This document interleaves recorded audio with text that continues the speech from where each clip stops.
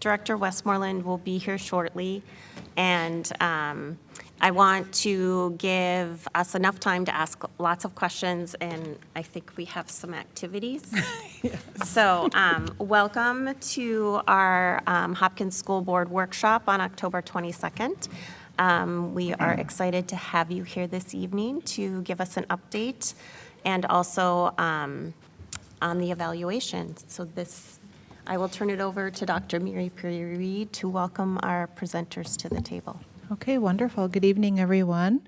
And thank you, Chair Andreessen. And I'd like to welcome our guests, our International Baccalaureate, IB for short, coordinators, Jen Poncelet and Angela Wilcox. And they are here to help us understand all that goes into the IB evaluation. Our middle schools are currently engaged in self-study, which means teachers are working on some unit design or iteration and other self-assessments to kind of gauge where they are in the process. And we're really grateful to have the guidance and leadership of our IB coordinators. They are really our best experts on IB and the process and are a huge asset, not only to our staff at our middle schools, but also to our entire system and also to the two elementary schools who are pursuing IB authorization. So thank you, Jen and Angela, so much for being here, and we look forward to hearing your update. All right. Thank you so much for having us here. Thanks for the time.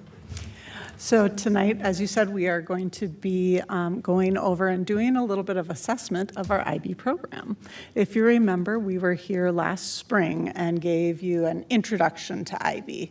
And it's been a minute, so we're going to just quickly tell you give you a overview of IB philosophy one more time, a review of where we are in our process, and then we'll get to evaluating our district and where we are in certain IB practices in our district.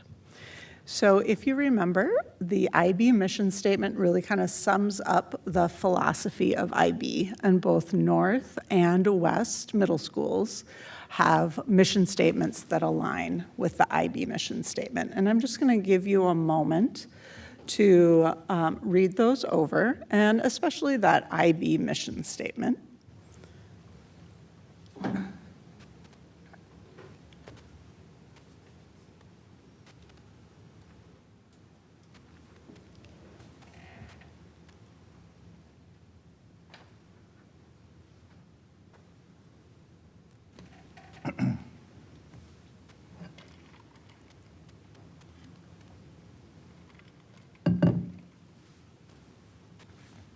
We'll just take about 30 more seconds.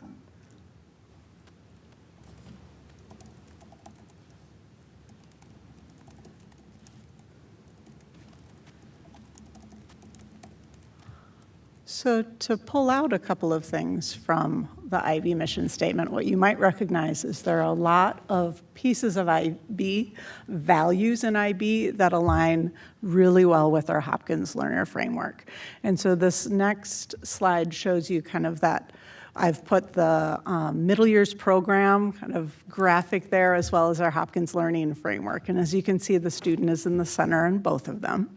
With IB, we are looking very much at learner profile traits. We're thinking about our students as lifelong learners. We are inquiry-driven and concept-based. We really look at the way that students think and the way students are as people, not just as students. Hi, good to see you guys, our students. I'm so excited. And so when we think about this, part of being in the IB is we get an outside look from evaluators who have been in lots of different schools, an outside look at how we're doing as an IB school, and how they'll do some work to help us evaluate ourselves. So a little reminder, too, of our journey on the IB on our IB journey. We've been IB World Schools, we've been candidate schools since 2012. We became authorized in 2015. And I say we because North and West have been lockstep and doing this together and collaborating on this. 2020 was our last evaluation visit, and a lot has happened since then. So we're excited to have the evaluators back in our building in January, at the end of January. They'll be at North on January 27th and 28th, at West on the 29th and 30th, and we don't know yet if those will be two separate teams or if it'll be the same team of evaluators. But in the IB program, we are constantly reflecting and assessing ourselves and looking at our practices and figuring out what's best for our students. But the last kind of 2 years in a cycle, we especially look at our program. So for the past about year, 1 year we've been working on a self-study where we're looking at how all of our different stakeholders kind of assess how we're doing and where we are, and then as we go, we also make adjustments. So as Dr. Mary Perry-Reed reminded us, we are 2 of 4 IB schools in our district. We're really excited that Gatewood and Eisenhower are in their candidacy year of the IB PYP, Primary Years Program. And we've been working with those coordinators as well. And we're hopeful that the next cycle, in 5 years, when IB sends out a team to evaluate, they'll send out a team that evaluates all 4 of us schools, and maybe more. That'd be fun. So just some quick reminders. We talked about this when we were here last March, which feels like 20 years ago, that school communities self-evaluate their own implementation and their plans. So we're asking, what are we doing? How does it align with our district vision and mission, which Hopkins has made very easy for us because they've kept IB at the heart of the way we've articulated our Hopkins mission so that we wouldn't end up in a place where our IB work was in conflict with our district work. And then the questions of how is it working and what do we need to do next? Obviously, IB has a stake in ensuring that schools who put an IB label on their buildings aren't just using it for marketing. They want to know that you're actually trying to use the practices of the International Baccalaureate and transform teaching and learning for students based on best practices. But they don't come out to our building to police us or to try to kick schools out of the IB framework. It's a very much echoes what we know about best practices in any kind of feedback, that you look for the assets, you look to make recommendations about how you can keep growing, figure out where you need support in order to bridge the gap. And so we'll get that support. Quick reminder of the self-study process. So we have been working with our BUILT team and our principal for the past full year. We've already worked with teachers, and we are going to be working with students to do a self-evaluation. We sent out, I hope it went today, a link to families, and that'll be open through conferences of next week to solicit family feedback on certain aspects of the self-study. And then we're here tonight. We met, I think, starting back a year and a half ago with our IDL team. We had several hours of meetings with them, which were great. And some of the members of HILT, and then here we are with you tonight. So all of those stakeholders then will give us feedback that our BUILT team will then work to look for the patterns and give ourselves a final assessment score for the different parts of the principles and practices of IB. Can I ask just a quick Of clarifying course. question? So I know that BUILD stands for Building Innovation Leadership Team, and also HILT stands for Hopkins. Instructional leadership Oh, sorry, team. so it's not that's innovation, the instructional. district level instructional leadership, and then each building has their own building level instructional leadership. And then what is HOS? Head of school. That's a principal. So that's IB Okay. language that we Great. slip into. Yes. And then for some of our new student board reps, IDL is innovation, design, and learning, and then, and I think that's all, right? Yes, thank you. Yes, we always need translators from Yes. education speak, so I appreciate that question. And this is the model of the IB. When IB talks about implementing the framework, this is the framework. So you can see it's the philosophy and the school context that hold these four kind of interlocking and interconnected components. The purpose of education, the environment in which it's happening, the culture of the building, and then the actual learning practices. And they all support each other, and they're all connected to each other. When the IB comes to meet with us, we'll have a 45-minute meeting about purpose. We'll have a 45 meeting about the environment of our building, technology use, building spaces, schedules, all of the stuff. So they really dig deeply into that, and we've been able to align all of our building goals and practices to these four kind of pillars or domains of the IB. So we've pulled out a number of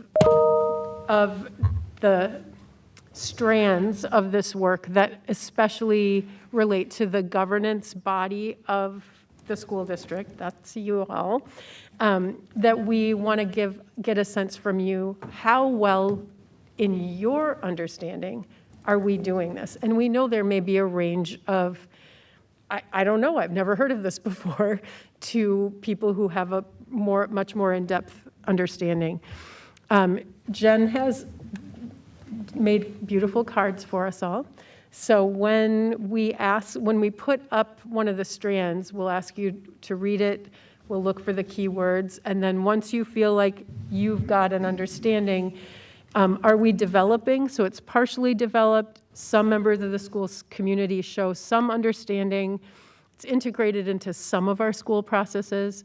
Is it developed? So generally, most people do it most of the place. Or is it highly developed? It's systematic. It's effectively implemented. It's fully integrated. That's what we're looking for. So if you don't mind, let's practice with not with one of these questions, but a different question. So do you think that you're going to vote for yourself? Do you think that your understanding, let's start with just your understanding of education in general. Do you think, hold up red if you think your understanding of education in general is developing, yellow if it's developed, green if it's highly developed. So the education system in general, okay. So this is just me as an individual, not the We're- board. So we're just practicing here. We're practicing before we get to the real one. Okay, and so you can hold them so that we see the outside and then you're reading the inside, because then my eyes can see the colors better. Okay, and we'll be kind of writing things down. One more practice round. How well do you understand IB? How well do you understand IB? What's your understanding of IB? Developing, developed, or highly developed? Okay, we have a range. All right. Oh, I love that. Oh, yeah, Cheater. it's hard to choose. I'm gonna do hybrid. I mean, Like, we need the quite orange one. honestly, I would probably say chartreuse as well, but Chartreuse. Can I ask a quick clarifying Yeah. question? So Yes. as we're reflecting on these prompts, we're thinking about IB practices district-wide. Yes. So elementary and our middle school. no. No, just middle school. Just our middle Just the middle Thank you. school. Just our middle Not thinking school. about In elementary right part now. because Okay. elementary should mostly be at developing because they're Yeah. still in candidacy. Perfect. We're at different places in our implementation process. And this isn't as much it's based on what you know about our district and our board and the schools. Where would you say we are? Not your own understanding of this, but like, where do you think north and west are in this work? We'll talk through the first few and Yeah. get a feel for it. Okay? All right. And could, Yeah. sorry, just ask another, and we're defining school community based on the kind of like all of the people that are in the pyramid. that you did before, like students, I think- families, Some staff? of these will talk specifically about students, and some will talk about teachers, and If it's not defined, the school community would be inclusive of that program, Okay, but it might define a more specific subset. okay, thank you. these are Yeah. good questions, thank you. So let's try one. The first one is standard, our standard is purpose here. Schools implement IB programs to develop inquiring, knowledgeable, and caring young people who help to create a better and more peaceful world through intercultural understanding and respect. So you'll notice here, the standard, we have kind of that overall, and then we have a couple of practices underneath to kind of help define or show the different parts of the standard. So you're trying to decide, where do our middle schools fit with this? How well does the governing body and school leaders articulate a purpose for learning that aligns with the IB's philosophy and mission? And for that, I know you can look back at, we showed you the mission statements quickly, but you can look back at that if you wish. And the school develops a mission, vision, and strategy that reflect the IB mission and philosophy. So look that over just for a couple of seconds, ask any questions, and then we'll have a vote. And we do have about, 17 of these. So just to explain how in the weeds we should get on each one. We're looking for a high level, is what I'm saying. Can I ask a quick question? Yeah. How does IB, so what, I'm trying to think of how to ask this question. IB, like, how does it, not separate us, but like, does it qualify us differently than other schools to like be an IB program? So if we're applying for funding, or if a student is applying for like a scholarship and they say they're like an IB scholar or something, like, does that give them a higher, credibility? Okay. I can speak to that a little bit. We don't have the diploma program at the high school, but if we did, IB exams can earn college credit. If you get the IB diploma, many schools will give you your first year of college. Like your IB diploma sort of lets you skip to your sophomore year. So there's that level of recognition of the IB, but it is one of the gold standard programs of international education. So it is highly regarded. Having IB on your transcript can qualify you for scholarships. You can, so in that sense, yes. And then we do IB along with AP allows us to get refunded by the state of Minnesota for some of our IB training and some of our IB work, because it's considered an enrichment program that the state encourages. So when we send teachers away to training and things like that, we can get reimbursed by the state for some of the money we invest in that, because it's considered a high-quality education program. Does that answer what you were asking? Yeah, Okay, it does. Thank perfect. you.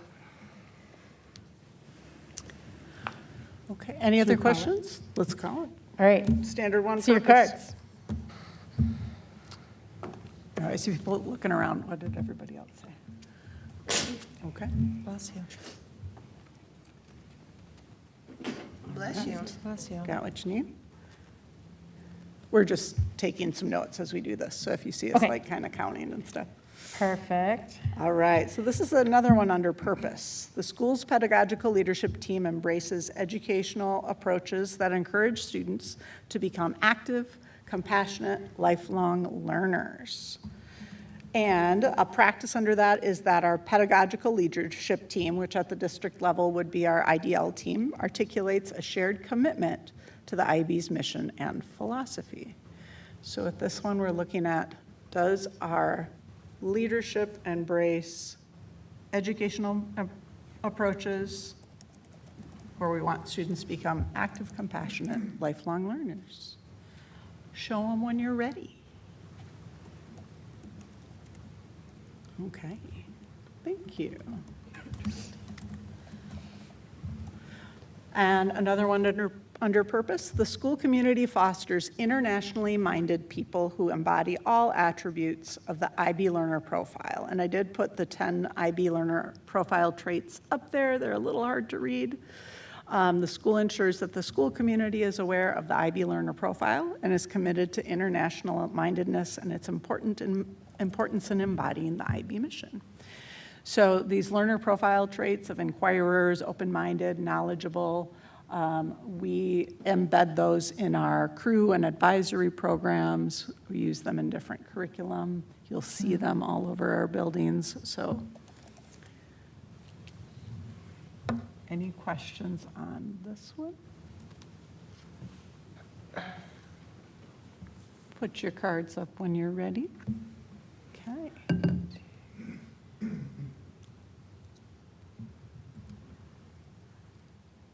Thank you. Wait, how many, just hold up if you had green. Thank you.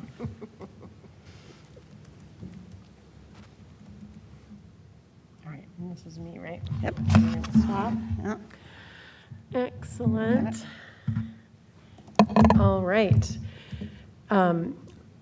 Leadership is part of the purpose triangle, right, in the core. The school regularly reviews and follows all IB rules, regulations, and guidelines to support program implementation and ongoing development. That means its governance or leadership structure is clearly articulated with roles, responsibilities, and mandates for ensuring program implementation and development.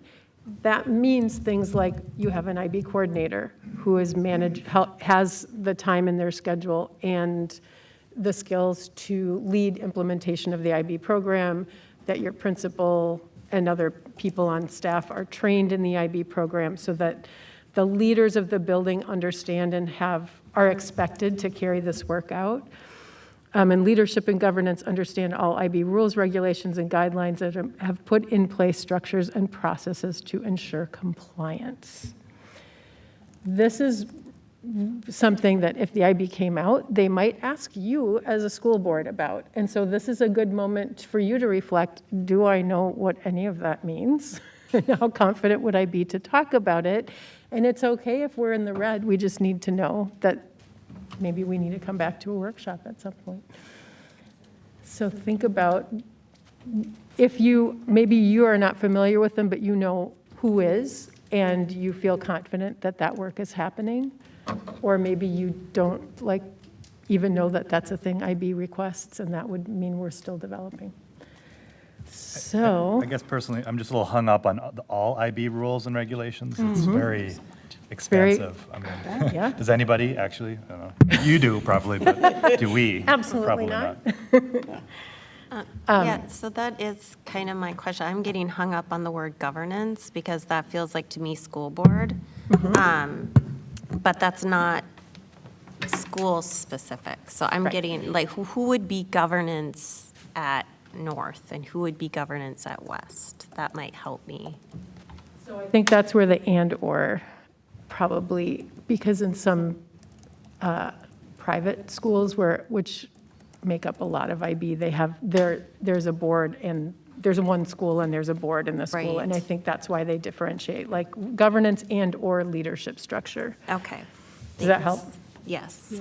And for all of these, we're not the only group that's assessing. Like especially with leadership, with all of the questions, we'll have 2 or 3 different groups assess, and then our build teams will look at that. So, You'll be one data point. Yeah. But not the only one. yeah, so our build teams will think of themselves when they're assessing this.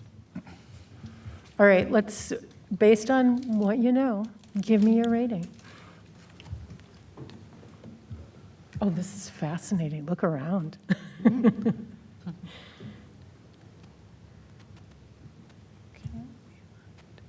Thank you. Got it? Yep. Excellent. All right. The school includes on its pedagogical leadership team, that's our building instructional leadership team, and our instructional coaches, an IB coordinator who's empowered to facilitate a successful program implementation. That means the program coordinator has a job description, release time, necessary support, and an organizational position to facilitate curriculum and program development, and that the coordinator is allowed to attend required professional development that's up to date. Do you?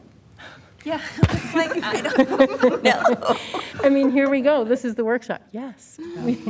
So that's one of the things that Angela and I do is make sure that, we have staff who are trained in the, which has not been easy with, when we moved our staff, like a bunch of our ninth grade staff had been trained and then they moved and then, so we've been trying to train a lot of Plus the staff. fact that all training stopped for a while through IB with the pandemic, and then it started up virtual, and it was not very good, and so we waited. So yeah, it's been a scrappy, and we're going to get there. And we both do have release time, and we are part of our pedagogical leadership teams. All right, let's see your votes.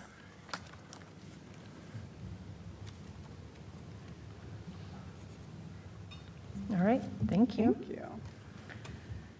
And the last one on leadership, the school funds and allocates resources that sustain and further develop its IB program. So the school funds adequate resources to implement the program and meet program requirements. Questions? I believe we do. Do we? It's getting harder and harder. Yeah. Especially like with staff development funds. Luckily, like the Minneapolis School District is doing trainings that are much less expensive than before. Our jobs have been, the FTE has been cut in half. And so as that's happening, the understanding and the leadership of other teachers in the building is growing, and we still have staff turnover, and so it feels very tight to us. And what doesn't Yeah, in education right Right. now? Yeah. So I would say as well as anything in public education is funded, I think there is funding to support I mean, we still have instructional leadership. We still have IB coordinators. yeah, we're making it work. Yeah. All right, let's see your votes.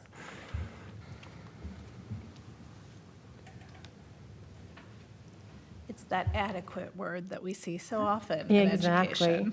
Well, and the other one that I just want to point our attention to is further develop its IB programs. So part of what IB talks about is that continuum of education.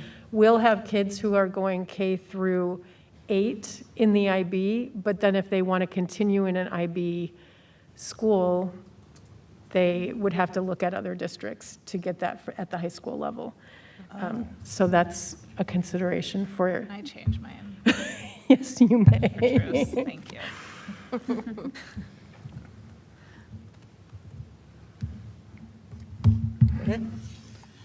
All right. This one has a lot of words on it, and so we're going to think big picture here. The next several are on student support. So the first one, the school provides relevant human, natural, built, and virtual resources to implement its IB program.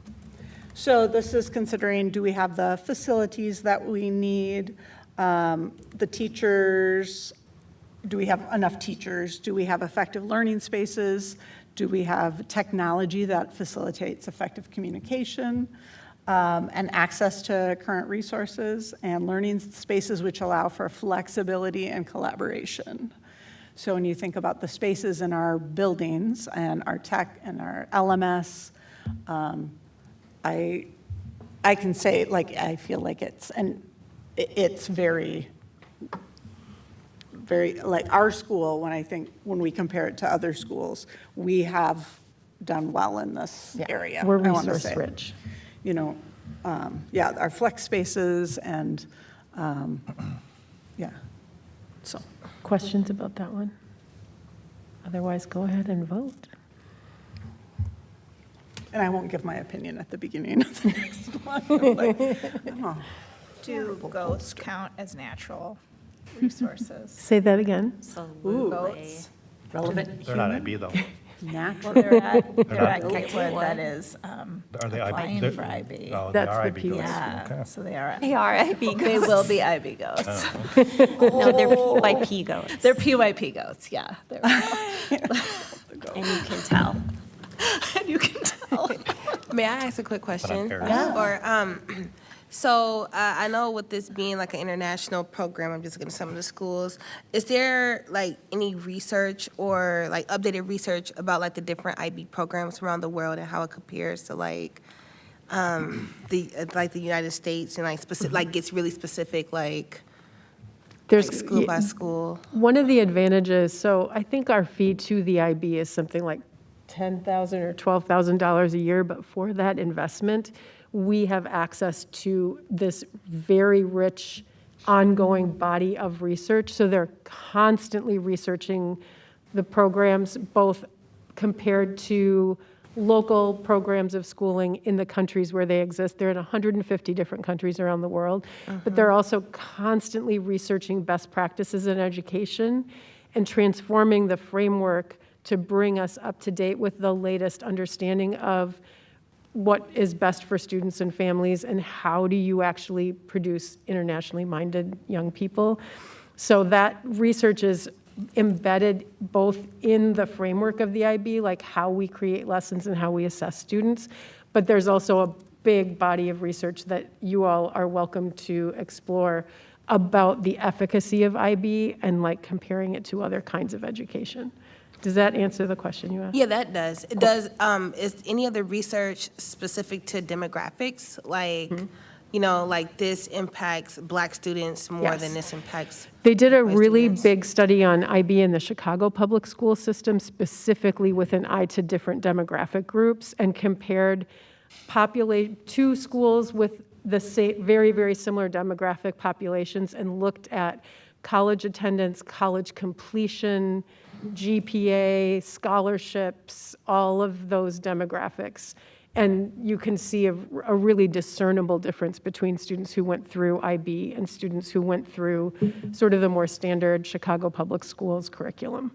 So we can send that study to you if that's something you're interested in. Thank you. Yeah. Great questions. So on the topic of providing resources, relevant human, natural, built, and virtual resources, how do you vote?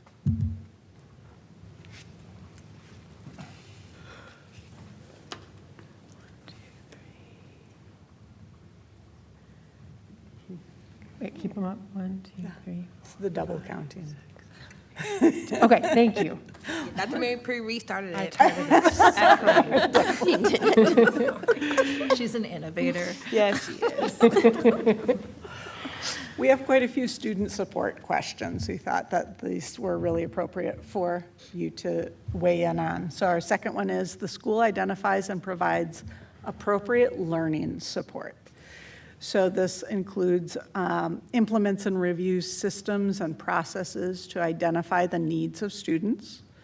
The school supports the identified needs of students and evidences this support through planning, policy, and practice, provides staff, facilities, and resources as outlined in their inclusion policies, and the school demonstrates a commitment to make the most effective use of learning spaces and learning environments in the ways that meet the needs of all students.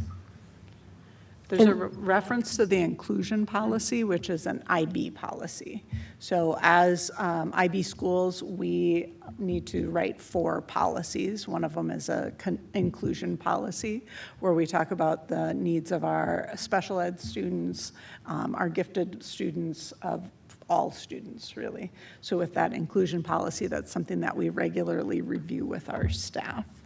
What were you going to say? I was just going to say that what the IB wants to ensure is that this doesn't become a gifted track in a school where certain students have to qualify or opt in, that IB is the framework for all learners in the building.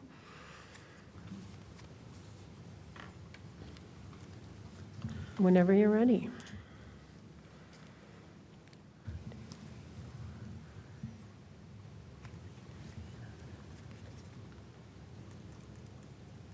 Okay, wait.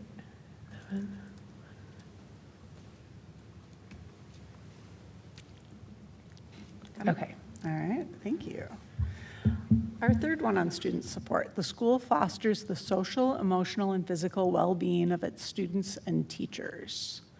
So the school identifies and allocates spaces and resources to support SEL for students and teachers, that the school demonstrates in its systems, processes, and policies attention to the SEL needs of students and teachers. The pedagogical leadership team and teachers support students' SEL needs, and the school promotes open communication based on understanding and respect.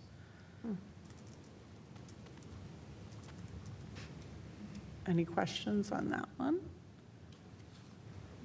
All right, let's go to the vote. SEL.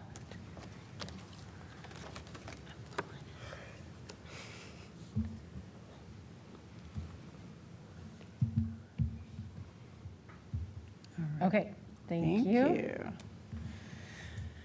Student support for the school provides guidance and support that helps students succeed in its IB programs and plan for the next stage of their educational and/or career-related experiences.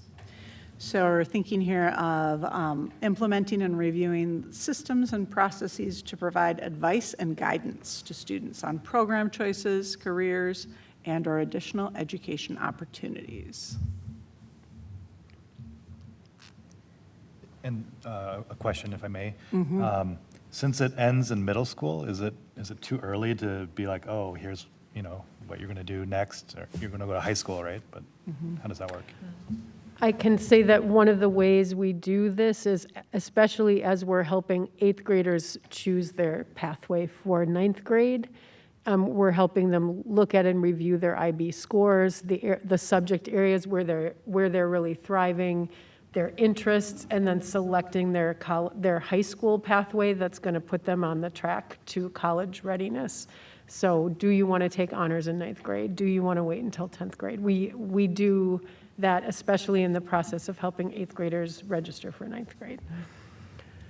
Our counselors work with high school counselors and the high school counselors come and make presentations. And so our two schools, or our, secondary track is, I think, growing in their communication with each other.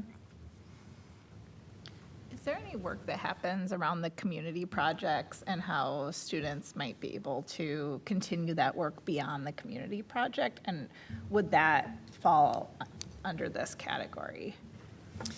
I think there have been examples of students doing that. I don't know that there's a system in place for it. Okay. And because I know that has taken off for some students. Students do, even though the projects are in 8th grade now instead of 9th grade, they do, if they finish the community project and earn a 3 or higher, then that goes on their transcript. So that's something that does kind of continue, but okay. Yeah, I think that is an opportunity, potential opportunity there, yeah. So let's give a vote here. The school provides guidance and support that helps students succeed in its IB program and plan for the next stage.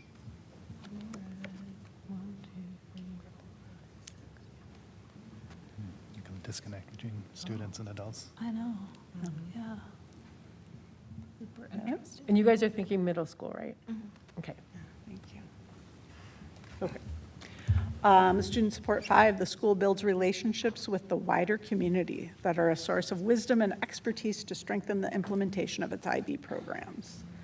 The school identifies and uses a variety of human, virtual, and physical resources in the wider community and provides meaningful opportunities for legal guardians to contribute to the development and support of its programs.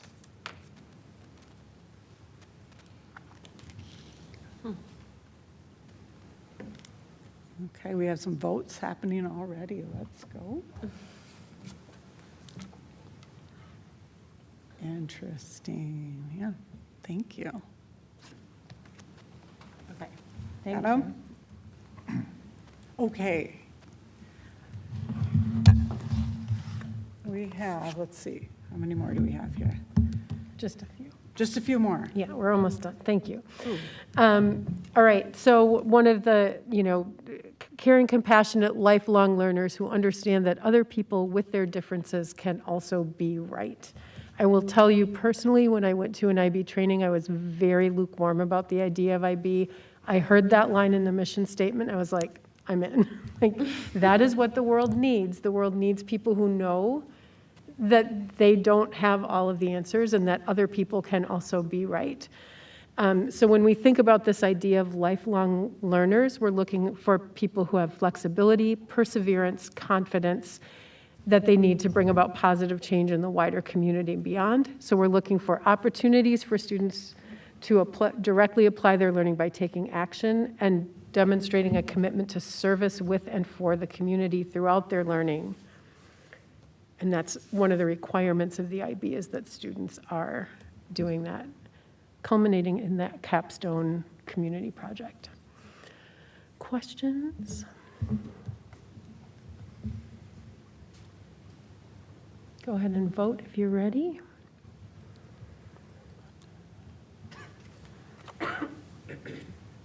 Ooh, that makes me feel good. I like that one. Hang on.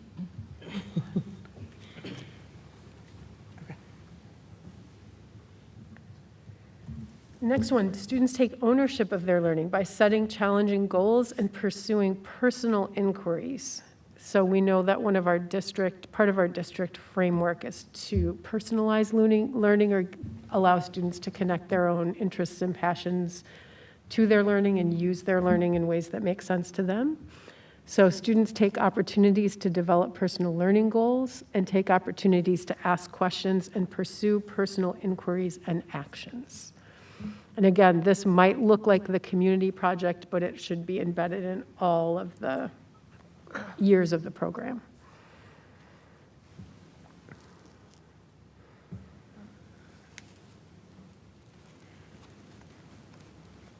And whenever you're ready, go ahead and throw up a card. Okay, I have another question. I'm sorry.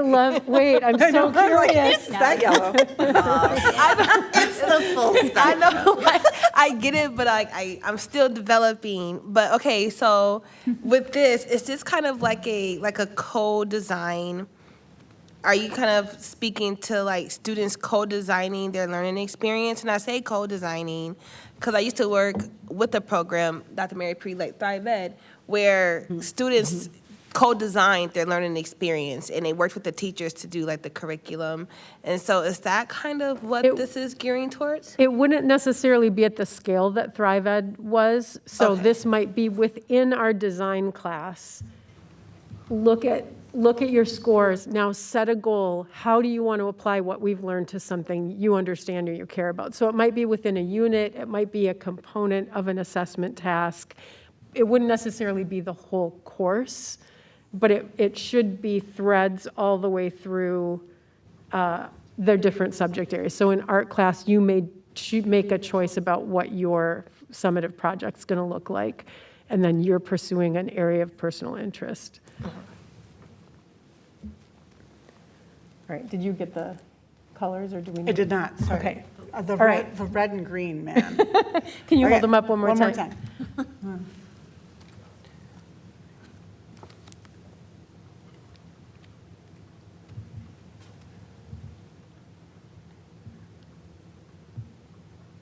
All right. That is That's it. So, as Jen mentioned, our evaluation visit, what we'll be doing is inviting at least some members of the school board to join us for either, we may do a standalone meeting with the school board, or we may invite you to come and talk about one of those domains. So you may want to come to the learning meeting, or you may want to come to the culture meeting. So depending on whether you have a particular interest or something you want to talk to the IB about, if we don't have school board members that are opting into those, then we'll just set up a separate meeting so that they can meet you and ask you a few questions. And we'll make that flexible to fit with your schedule.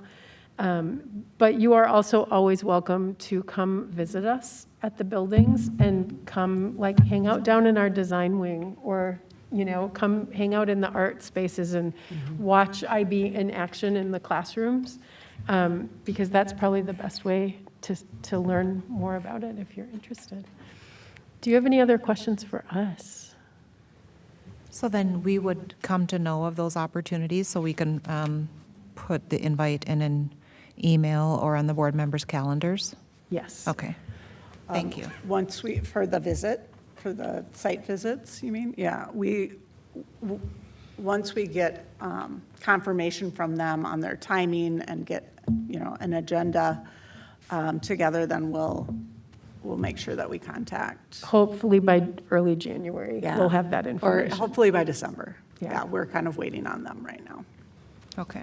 yeah. Because they might be especially interesting for the 1 to 2 board members paired with each of the middle schools Yes. to know specifically about those opportunities. Yeah. And I don't know if it's possible for student reps to be part of that, but we would love to invite you as well to come be part of those conversations.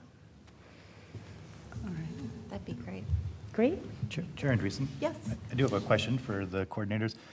Longer term, big picture strategically, is there a plan to roll it out to the high school?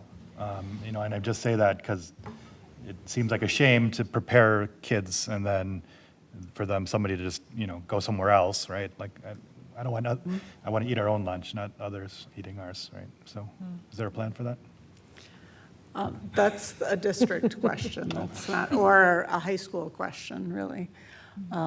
So not that we know of, not that we're aware of. There isn't a specific plan. We have talked about the importance of each school ensuring that their teaching and learning aligns with the Hopkins learning framework, which is aligned to IB. And our students at the high school have many opportunities to engage in advanced placement, which is another college credit earning experience, also college in the schools. But we haven't yet required our high school to seek IB authorization. It can be a conversation, but we're also mindful of schools, principals, and school staff working together to identify the teaching and learning framework or set of pedagogies that they will adopt and ensure are aligned with our Hopkins learning framework. And it wouldn't preclude us from having grading practices at the high school that are aligned with IB grading philosophies and rubrics, or other, alignment features, but right now we have not made that specific step. And I think too, there's also the career tech things happening at the high school, like there's a lot of options. And there's the IB diploma program, but there's also the IB career program, which is you basically graduate from high school with an associate's degree in a particular field.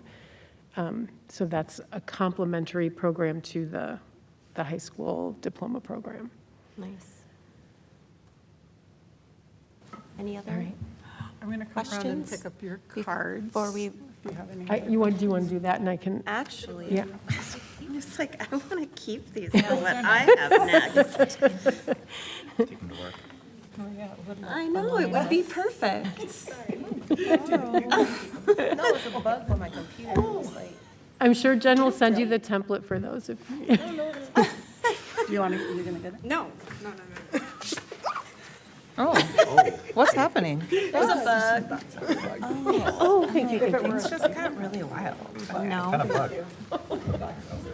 Box It's box elder season. There's little Japanese beetles too that are, Yeah, they're everywhere right now. they are. thank you so much Thank for your you. time. Thank you and so for your much. Thank Feedback. you. Really appreciate this. Thanks and for it all was your fun. work. It was fun to have little cards. I felt like I was at the Olympics or something. Yes, we do.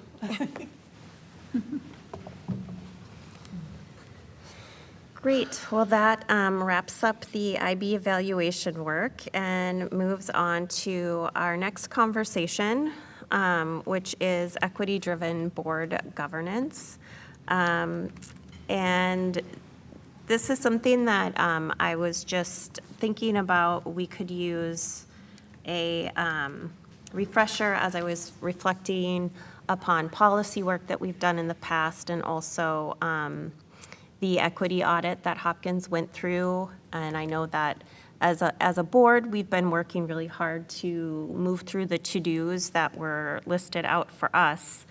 And I just wanted to then, as I was thinking about that, reflect on, we have a new board, which is one of the nice things about being on the school board, that there are new people that come in and provide a different perspective.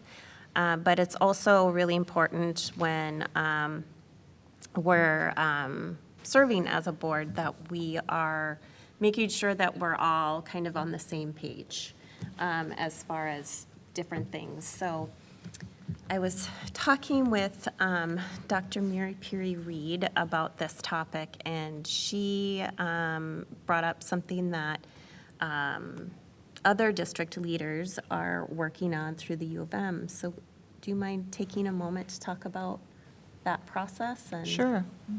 the learnings? Sure. So we have a subset of our cabinet leaders and school leaders who are attending a professional learning series at the University of Minnesota hosted by Katie Pickell, who is the Director of Principal Leadership at the U. And we're following the curriculum set forth by the University of Washington, funded by the Wallace Foundation. And really the whole purpose of the experiences, the set of experiences, is to build culturally responsive leadership mindsets and practices amongst us as leaders, but also find ways of transferring that knowledge and set of skills to other leaders throughout our system, such that as a group of leaders in Hopkins, we are engaging in culturally responsive leaders to serve our students well. And another goal is to identify the practices or the policies or the kind of red tape bureaucracies that often exist in the district office space that sometimes hinder or prevent school leaders from serving their staff and students well. And so we want to be mindful of all of the things that we need to do at the district office to partner effectively with our school leaders and make the way for them to lead well, but also in culturally responsive ways. So that's the purpose of the training. The training is quarterly, a full day followed by a half day. And then the other district participants include White Bear Lake, St. Paul. Can you all help me? Who else is? Columbia Heights, and Roseville. So there's 5 districts that have participants all meeting together, and it's going to be a great experience, lots of learning, and what we'd like to do is ensure that these kinds of conversations are happening at all levels of our organization, including here at the board table. Thank you, Vonda. Great. So what we then have before us are some questions. We by no means are going to be going through what this cohort is experiencing. They are doing a lot of self-reflecting and thinking and analyzing. But I picked out some questions that I thought would be appropriate for board members. Also that, and then as we think about those and the ways in which we as individuals, but also collectively as a board, engage in this practice, which is a best practice for a vision for a equity driven district, that we then get to rate ourselves, which is why I wanted to keep those little cards. But one is a rose, which means that we're doing this work really well. It's great. There could be some growth, but we're doing fantastic work. The next is a bud. We are blossoming in this area, but have not progressed enough to see the full bloom. And then the third is a thorn. It's a pain point, and we have a lot of work to do in this area. So I will Oh, can I present on the, do I just plug in?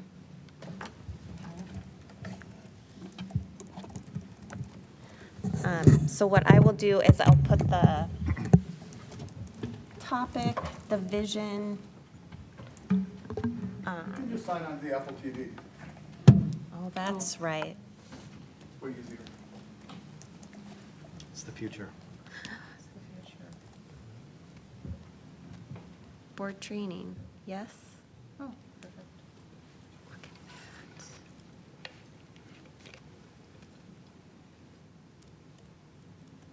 that. Now I have to get to the, there we go.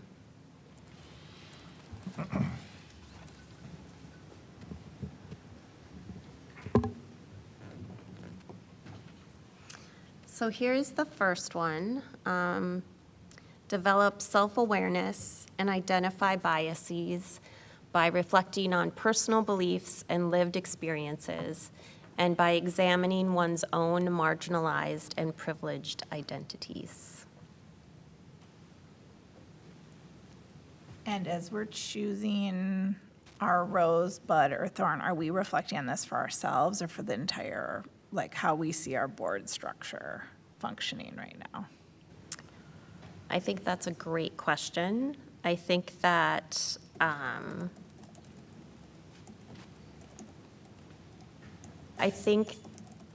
we should do it ourselves, and that will give us an idea, perhaps, of our collective Sounds good. ethos. What would be the word? Our Stance. collective governance style. Is that helpful? Very, thank you. And any clarifying information, and please, student board reps, participate if you feel comfortable. I definitely would like your thoughts on it, too.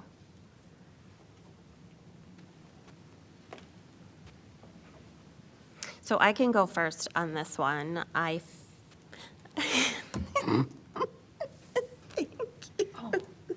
Did you draw? He's Yeah. trying. Well, I labeled it. I wasn't sure. Like I'm so- Pictionary over here. I know. So happy that you did that. Yep. Yes. You have a card. Do you want my lipstick? You can like Oh, fill in the yeah. flowers. Can I? Yeah, totally. No, it's expensive. I'm not Oh. gonna choose it. Yeah, no. Budgets are limited. I could get out the markers again. So you feel that you are a rose. No, budding. You're budding, all right. It's We've got one close. bud.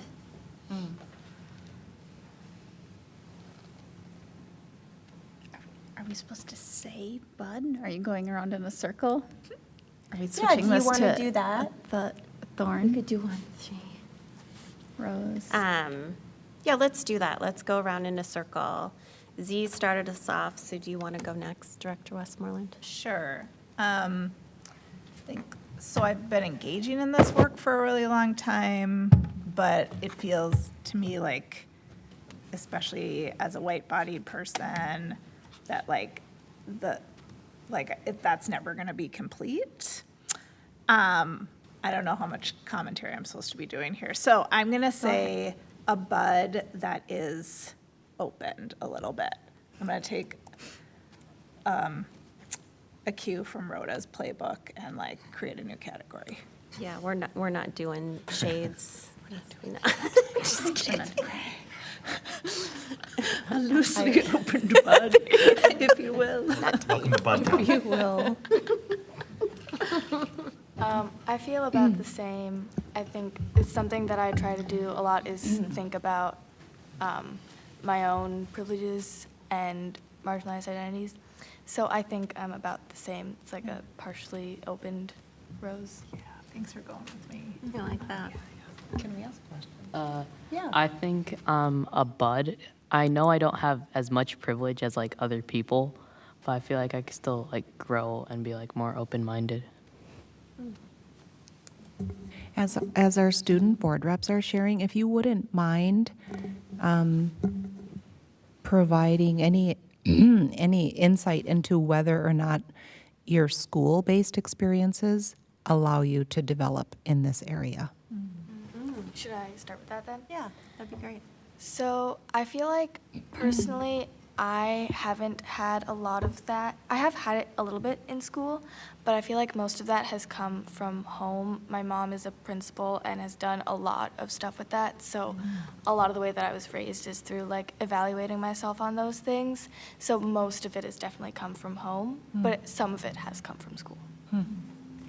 I agree with Iris. I haven't really like experienced it at school, but like most of it has been like on at home and with like friends outside school. I'd say like I'm almost a rose, but like I still have time to, like I still need to grow a little bit. And I feel like school definitely did help me become that, because when I'm at school, I'm more like like I meet other people, I meet different like people, and like there are different like experience. Everyone faces something different, and like I'm friends with different like ethnicities and races and like identities, and I feel like I can only like if I was like at home, like I feel like I wouldn't have experienced that same like feeling, because at home it's just like my family and we're all the same. We like have the same identity, so I feel like school definitely did help like me become almost a rose.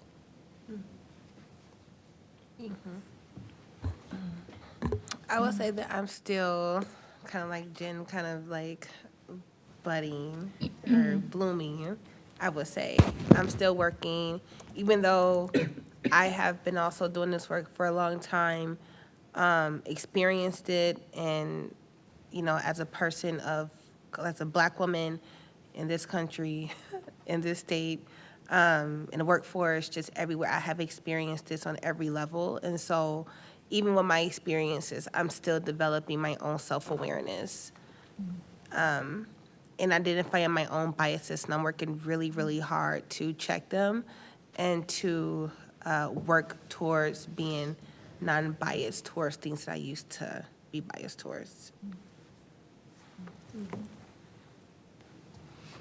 I think I'll go with Bud to echo some of the reasons that people have stated, and specifically kind of talking about identifying your own awareness and your own biases, and that feels like a thing that it's hard to believe that I'll ever be done with that work.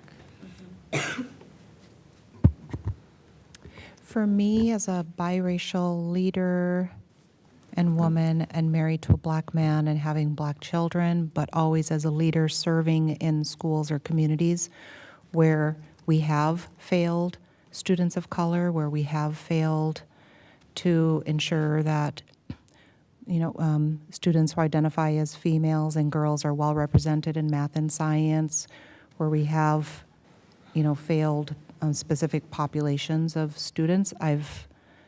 I've been in this space and doing this work for a long time, and I feel there's so much more that I can do to continue reflecting and learning and examining and also creating those opportunities for others.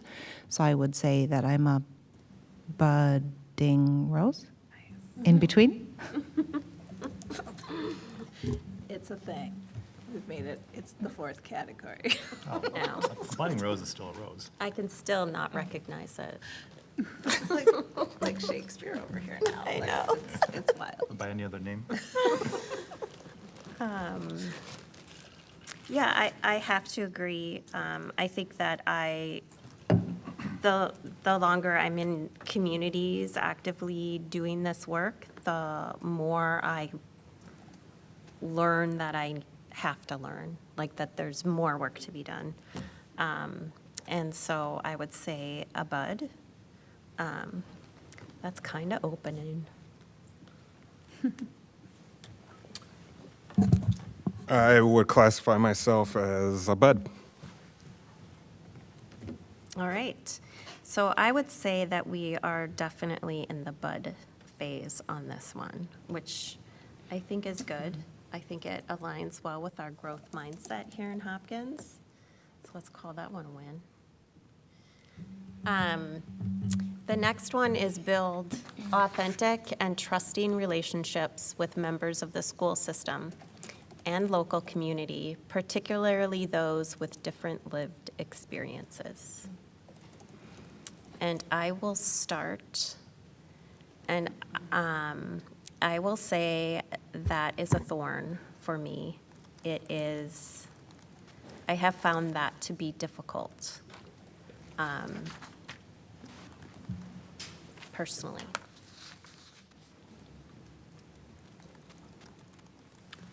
For this one, I would still say I'm a bud. I don't have a problem listening to people who have different perspectives, lived experiences, because I think it's valuable, and I try to look at the bigger picture of what they're looking to articulate, even if I don't agree with their comment or feedback. But yeah, bud.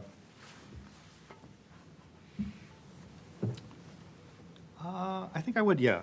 I'm going to be a thorn on this one. I think the part about different lived experiences especially is difficult. Going back to the previous thing about privilege, right, is like, well, my circle is where my children's classmates are, right, and we are, a little bit different, and so, I'm cognizant of like, the things that, when I'm out in community, I, talk with those folks, and with people with other experiences, I, don't have as much opportunity to understand and talk to them.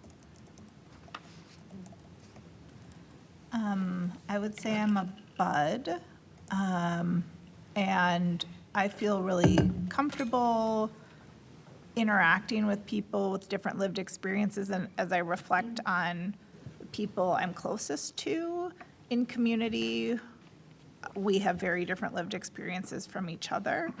And I think why I'm leaning toward bud is that it takes a lot of time and intentionality to build authentic and trusting relationships.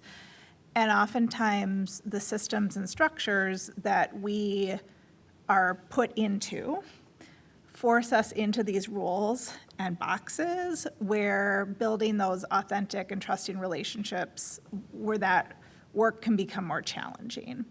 And where assumptions are made about people who sit in these seats and our lived experiences.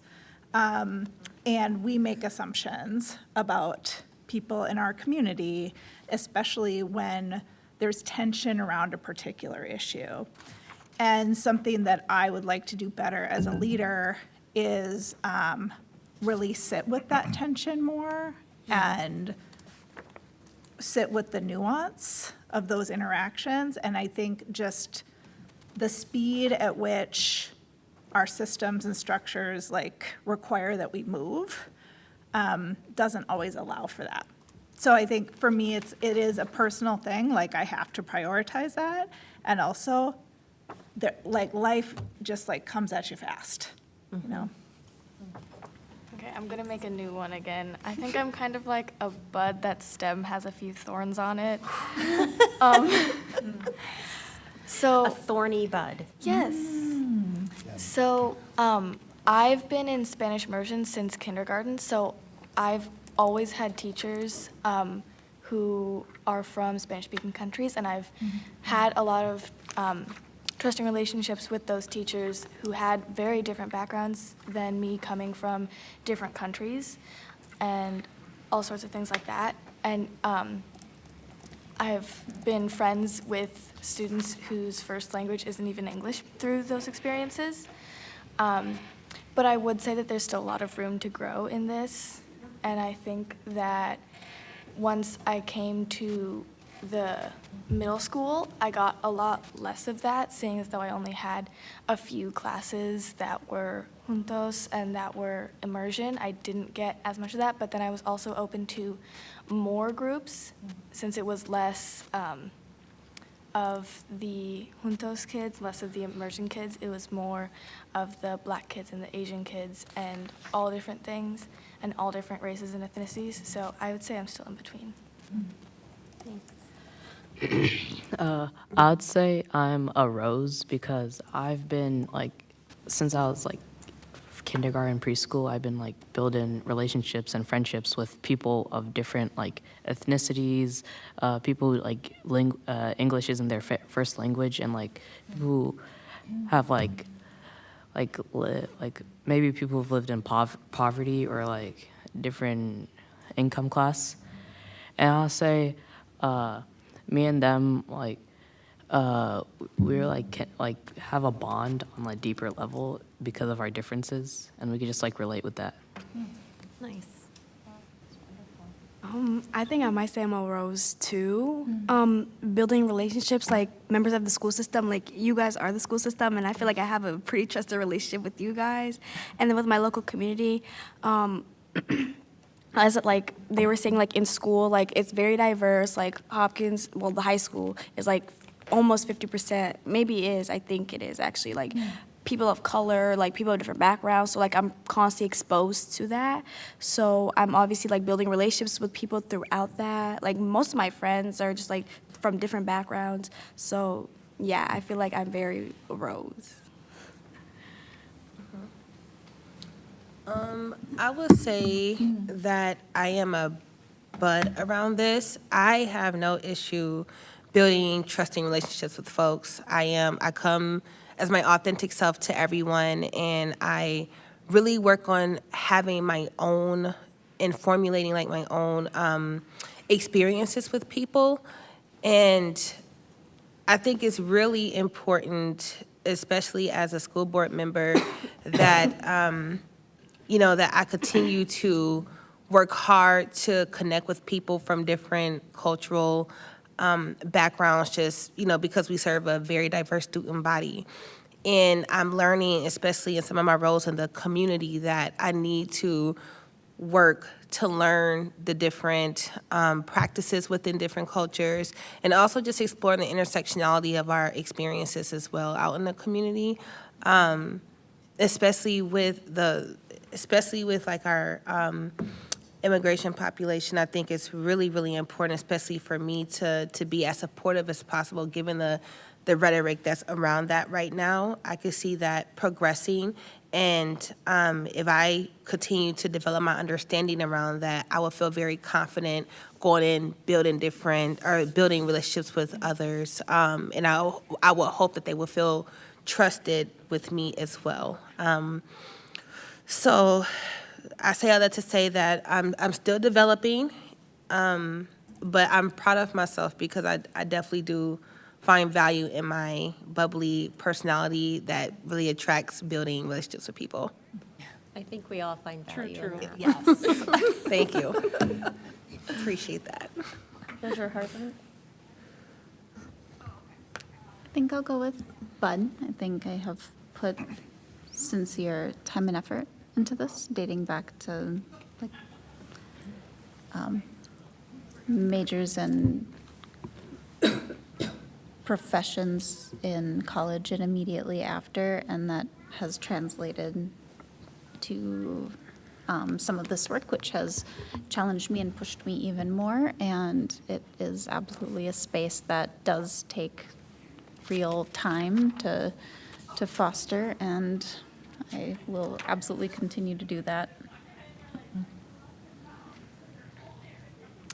For me, the thorny bud resonates with me well because I so wish I could say Rose for this, because I feel like that is my job. But I'm thinking, Jen, about what you said with time, and a lot of my time is spent engaging with like parents and community members and families who are well-resourced, know our system well, can have the means to come here or send an email. And I'm thinking about, okay, well, if we had to name or identify those with different lived experiences, then where are they? And I would say that these are people who I would have to go out and go visit their homes or their place of residence. And I'm thinking about our homeless families. Some don't have a home right now, and those kinds of relationships take time. So if we were to figure out how to build authentic and trusting relationships with those who have the most different lived experiences, this would require time, and it's our job to figure out how, it's my job to figure out how to create that time. Thank Thank you for that. So we are strongly in the bud with a few thorns on this one. So the next one, due to time, is going to be a lightning round. You just have to say, yep, This is like hold a up your League of card. Women Voters Forum. That's right, that's right.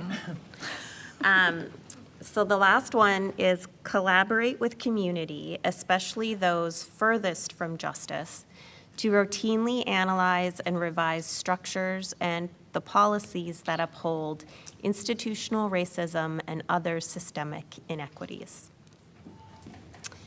Lightning round. Mia, would you like to start our lightning round? Okay. Wait.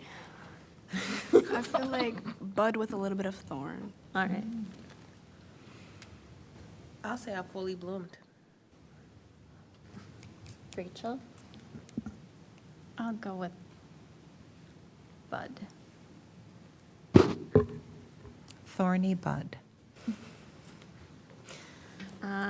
I am gonna go with, Rose. I'll go with Bud. Bud?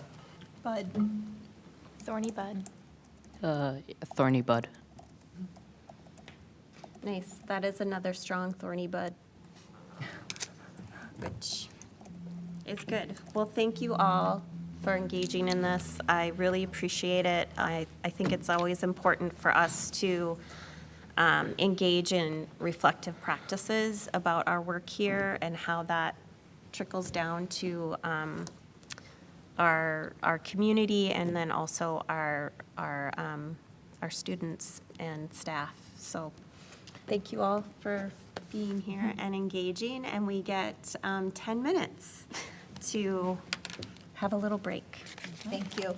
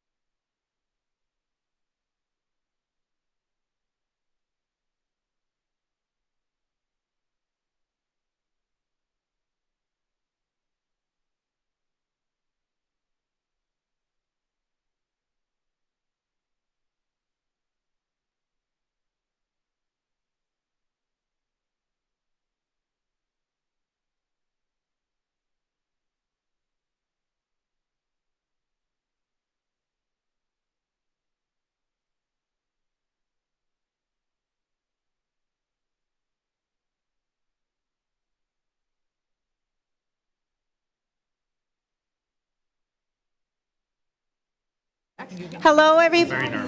Should we? I'm excited to see all of you here this evening. Just wanted to let you know that, yes, you are in the right place. We're going to start off our board meeting with a recognition of the artists whose work you see on the walls here. And I would like to invite all of my board colleagues to come down here to the front so that we can recognize our amazing artists in the district. And then also just to let people know that if you are here to fill out a public comment card, that time has closed. I've got them in my hands and we're all ready to go on that. So just 1 minute, I'll put them down and we'll get started.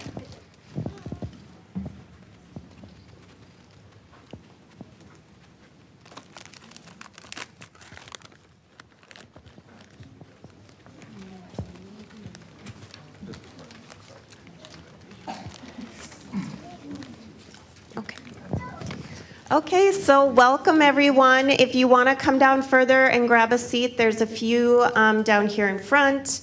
But what we will do is, as we read out the names of our extraordinary elementary artists, you can come and walk down the Royal Blue Runner, and we have a certificate for you, and we would like everyone to see you and acknowledge your amazing work. So let's give a warm welcome to our students and their families.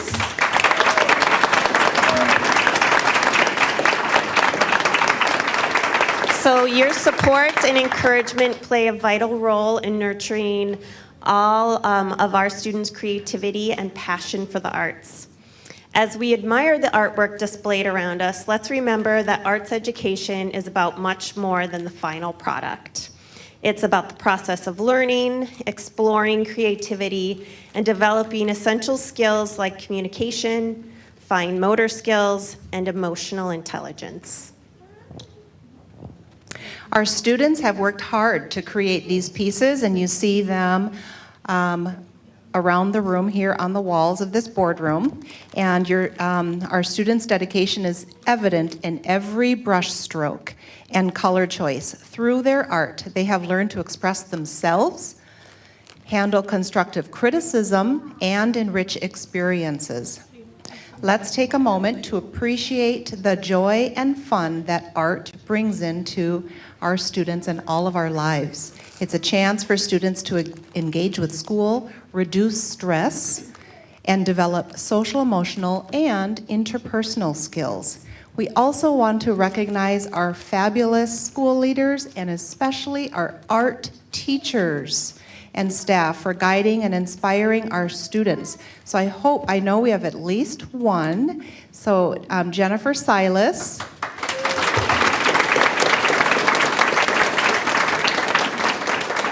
And Miss Silas works at Meadowbrook. And Molly Warden, are you here, Molly? Let's give her a round of applause too. And Renee Funk, are you here, Renee? Art teacher from Tanglin. Well, we have to give her a round of applause. Okay. We're very grateful to our art teachers and all that they do and help our students create. And now we're going to recognize each of our talented young artists. So when you hear your name, students, then we'd like you to head to the back of the Royal Blue Runner. See Principal Sawatsky from Meadowbrook. She's showing you where to stand. And then when you hear your name, you're going to walk up the Royal Blue Runner toward us.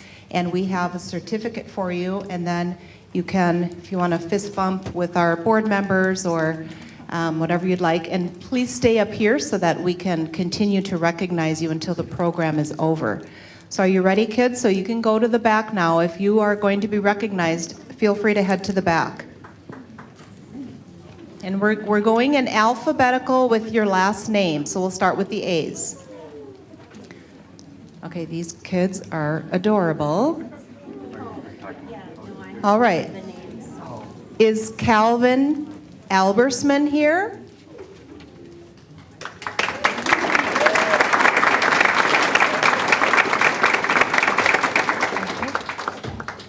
Congratulations, Calvin. What about Grant Albersman? Is Grant here?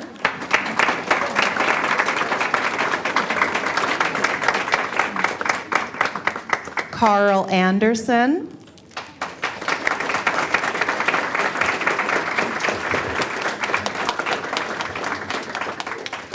Keela Arnold.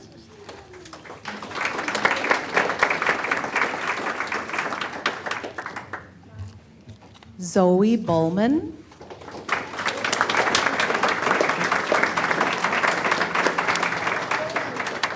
Hazel Chapin.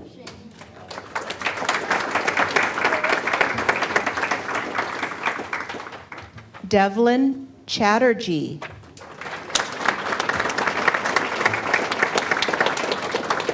And if I mispronounce your name, just grab this microphone and give us the correct pronunciation. Michael Clayton.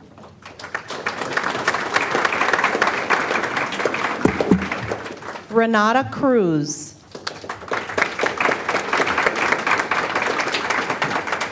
Maximilian Cummings.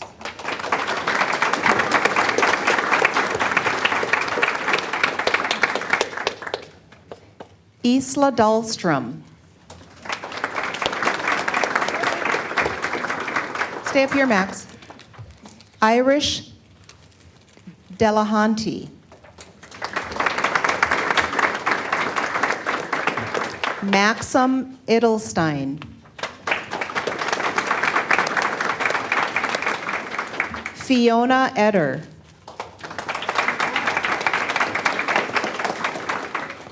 Sophia Eichten.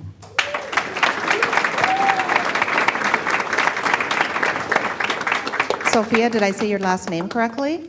Miss Sophia? Did I? Okay, good. She's like, what? Aaliyah Elmi.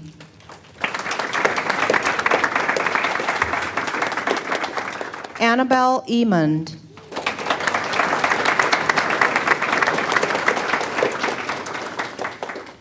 Winthrop Flanagan.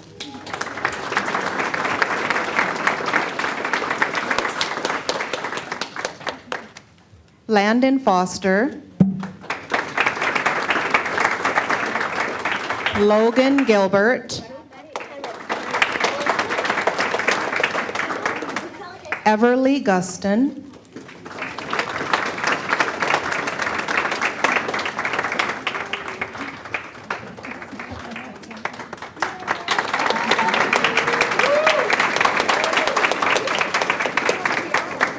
Noah Hartman.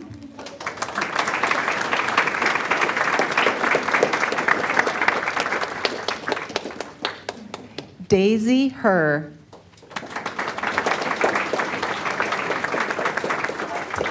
Odessa Hoyne.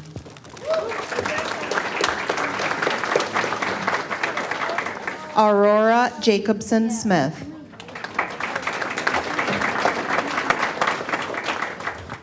Matthew Jahia.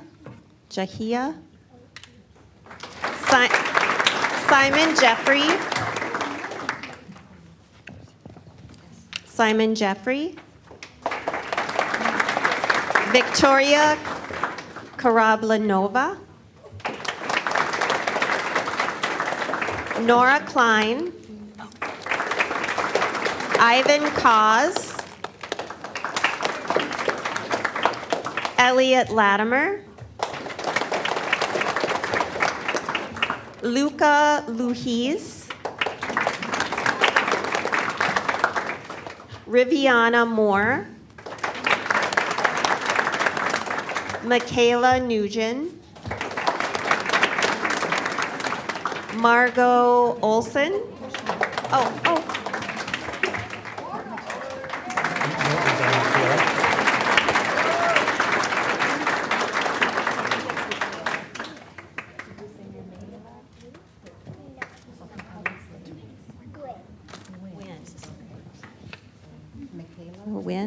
Michaela Wynn.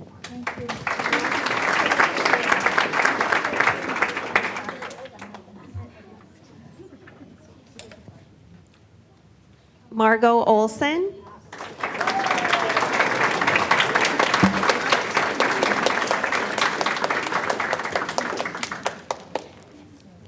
Avery Recker.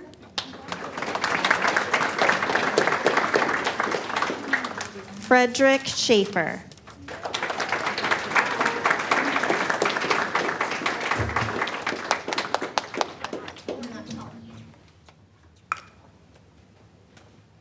Jalen Scott.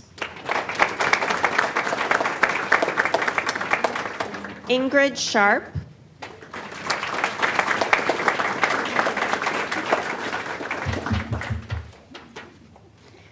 Ruby Solomonson. Maisie Strope Schultz.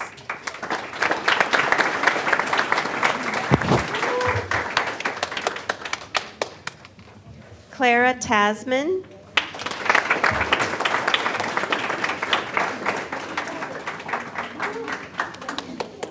Jean Tiziu. Tiziu? Correct. Zhang. Jean Zhang. Zhang. Thank you. And I think it's Nusi Vang. Vong. Robert Westland.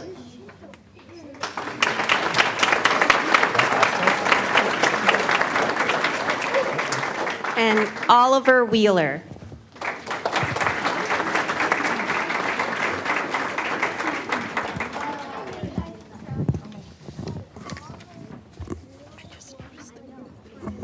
Is Hazel Chapman here? It's like they didn't include us. No? Okay. Is there anyone here that we didn't call your name yet?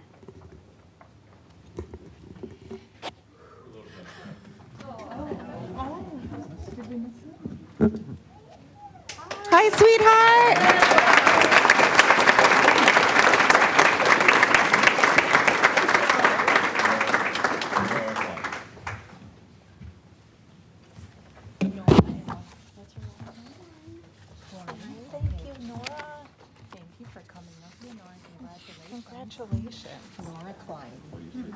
Once again, congratulations to our talented young artists. We are so proud of you and can't wait to see how you continue to grow and shine. And please stay here for a photo op for your parents. Come on down all the way. Come on, this way.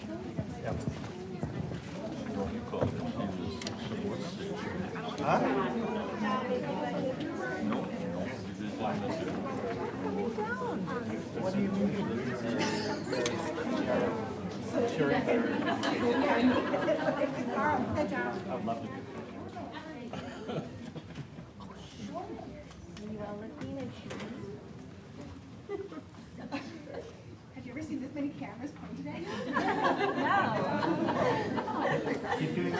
Miss Silas. Miss Silas, can you come up? Miss Silas. Miss Silas?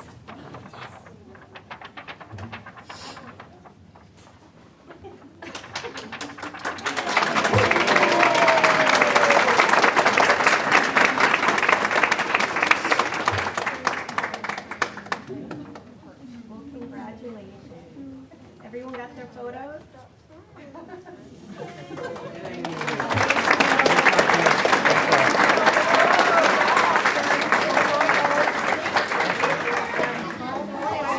Good job, Annabelle. We'll send the certificates to your teachers and then they'll get them in class. I didn't think about them though. That's very thoughtful. Highlighting it there. Oh, okay. My class Okay. I'll share it with the. I'll share it with the team.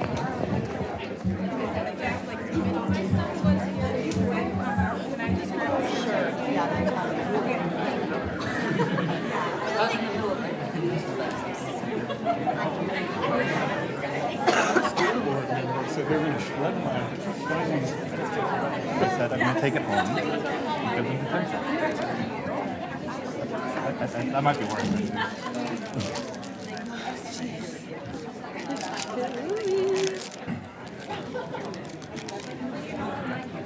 Do detention? Is that a thing? attention in general. She was just too shy. I'm glad we didn't miss her. I know.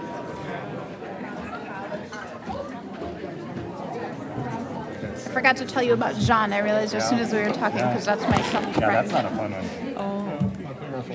Well, thank you all for joining us this evening. You are certainly welcome to stay for the rest of the board meeting, but we understand if you'd like to continue your evening elsewhere.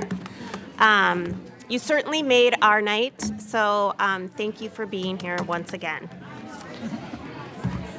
And we will get started with the rest of the meeting. Is my mic on?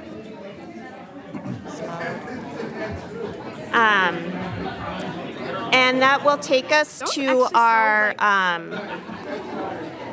our board meeting, which is public comment, our open agenda.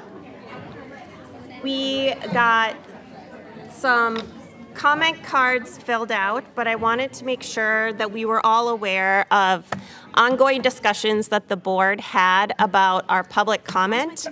It used to be, and it is still posted as such, that we have two sessions of public comment, one at the beginning of our meeting and one at the end. The one at the beginning was reserved for items on the agenda, and the one at the end was reserved for items not on the agenda.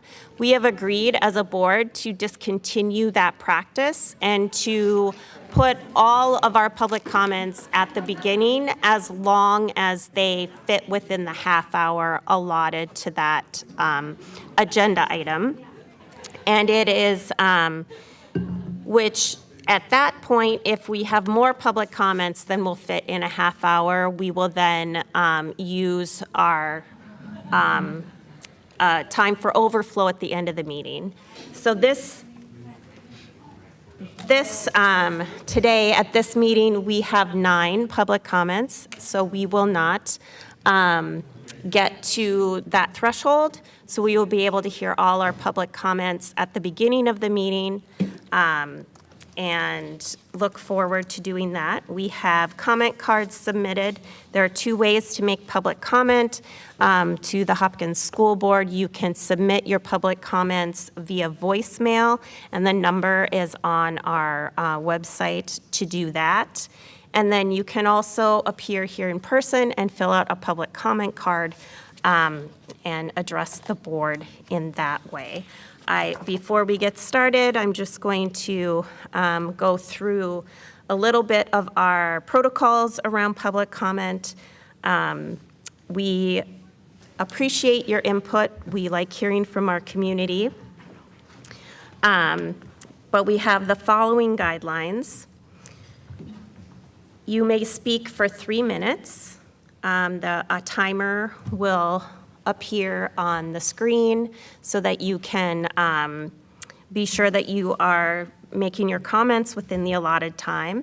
Members of the school board will not respond directly to public comments that are made at this meeting. A district representative may follow up with you after the meeting. If you have written comments, we would appreciate having a copy, which will improve both our understanding of your concern and our ability to investigate and respond to the issue you raised. Personal attacks by anyone addressing the school board will not be tolerated. Persistence in such remarks by an individual or otherwise disruptive behavior shall terminate that person's privilege to address the school board. And with that taken care of, we will go ahead and first listen to the 2 voicemails that were submitted for public comment at this board meeting, and then we have 7 speakers.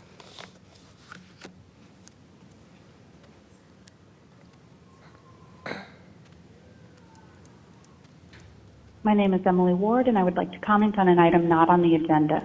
I'm here again to talk about school bathroom safety, particularly for transgender students, so improved safety is beneficial for all Hopkins students.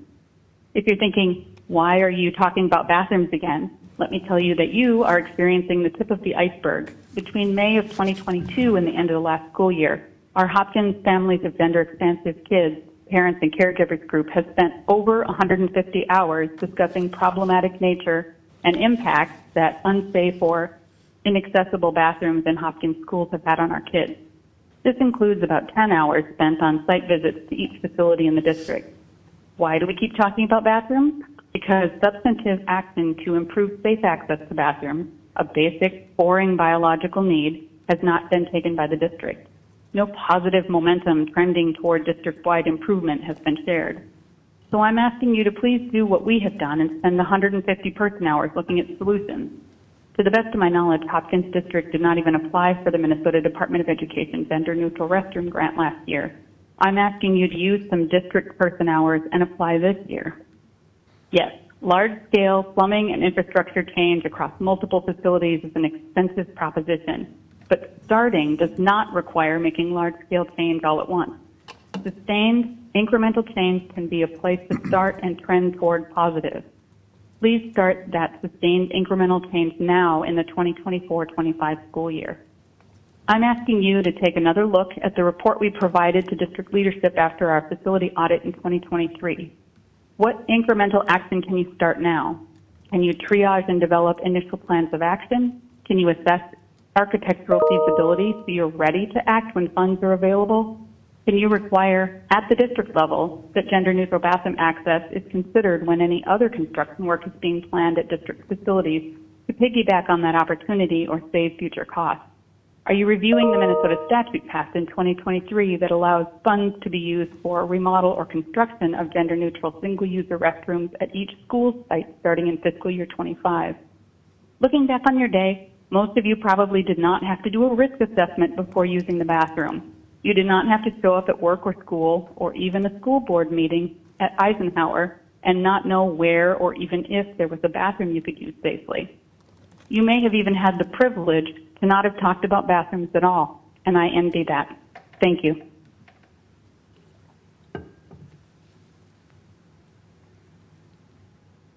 Hi, my name is Allison Mann, and I am calling regarding the issue of full-time para support and lack thereof this year for the kindergarten and first grade classrooms at Eisenhower Elementary. I have a first grader who experienced a really wonderful para support system last year when he was in kindergarten, and I am seeing the disruption that not having para support full-time in the kindergarten and first grade classrooms is causing already this year. For the teachers to have to manage 20-plus students, and in some cases between 5 and 10 with high needs and lots of one-on-one attention, it has been challenging for both my kindergartner and my first grader this year to get the support and attention that they need, and certainly not at the fault of the teacher. These women in this case are doing an amazing job supporting my kids, and I'm so grateful for them. And I do hope that this issue will be taken very seriously by the school board and the leadership team at Eisenhower Elementary, and that we can do something to implement more para support and up to full-time support for the remainder of the school year. It is absolutely crucial for these students to have additional support from trained staff, and specifically staff who are bilingual for these immersion classrooms. Spanish is the program that my two children are in, and I am backing the other parents and the teachers in this situation to try to get the support that they need to benefit all of these students. Again, my name is Allison May. Thank you. That ends our voicemails that were left for the public comment section, and we will move to the comment cards that were submitted for this evening in person. And I would like to invite Kendra Theory, did I say your name correct? Yeah. To the board table to speak with us about para support and class sizes at Eisenhower. Thank you for being here this evening. Yes, thank you. Where do you want me? Yeah, right there is great. Okay. Good evening, members of the school board. My name is Kendra Theory, and I'm here on behalf of 92 parents and community members who have signed our petition in just the past week. We are deeply concerned about the significant reduction in para support and increased class sizes for kindergarten and first grade classrooms at Eisenhower this year. Last year, each of my twins' kindergarten classes had a dedicated para, and the first grade parents shared that there was a dedicated first grade para for the Spanish classrooms. This year, that support has been drastically cut, putting a noticeable strain on both teachers and students. We know that there are budget constraints, but we believe it's critical to prioritize para support, especially for our youngest learners in these foundational years. I work in an environment that almost celebrates failure. We say fail fast. It's better to try and fail quickly than continuing down a path that's flawed, hoping that it will get fixed along the way. This path has been taken for 6 weeks, and it's clear it's not working. The parents and community members who signed our petition believe that restoring full-time para support in kindergarten and increasing support for first grade is essential. We've also noticed that other schools in the district have maintained this level of support, and we're trying to understand why Eisenhower hasn't. We're just asking for equitable resources so our students get the help they need. We're also seeking transparency around class sizes and how staffing decisions are made so we can better understand and ensure that our students receive adequate support. I hope the board will support us in finding solutions. Thank you for your time and attention to this important issue. Thank you. Thank you. Thank you. Thank you.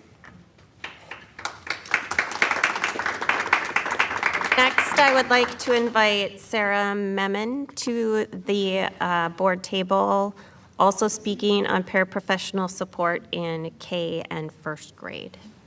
Thank you for being here. Forgive me just for speaking quickly. I wrote a lot. My name is Sarah Memon, and I currently have a kindergartner enrolled in Juntos at Eisenhower. I also have 2 younger children that I hope to enroll in Juntos in the coming years. As a Hopkins graduate myself, and with 3 young children entering the education system, I am dedicated to working together to create a healthy community of learning for our students and our educators. I'm here today to discuss my concerns regarding the lack of paraprofessional support in the kindergarten classrooms at Eisenhower. Parents and caregivers were assured at multiple orientation meetings that each kindergarten classroom was assigned 1 full-time para, their full-time teacher, and a cultural ambassador to float between the classrooms. More than 1 month into the school year, it was brought to my attention that this is not the case. The lack of transparency and communication regarding this change is quite concerning. Upon further investigation, I learned that my daughter's teacher has a dedicated para in the classroom from 7:35 to 8:15 a.m., meaning that approximately half of the time the para is in the room to assist, the school day has not yet started. In her correspondence with me and other parents, our school's principal has asserted that there is frequently another adult in the classroom. The use of the word adult is an important distinction, as it does not allude to a certified educator. I've come to learn that the other adult referred to is a student ambassador who cannot fully support 2 kindergarten classrooms simultaneously, nor is it their job to serve in a paraprofessional role. The lack of paraprofessional support in the kindergarten classrooms concerns me for the following reasons. First, kindergarten is a monumental transition for young learners. With the added stress of immersion in another language, it is not feasible for one teacher to meet the social, emotional, and academic needs of all 26 students in the classroom.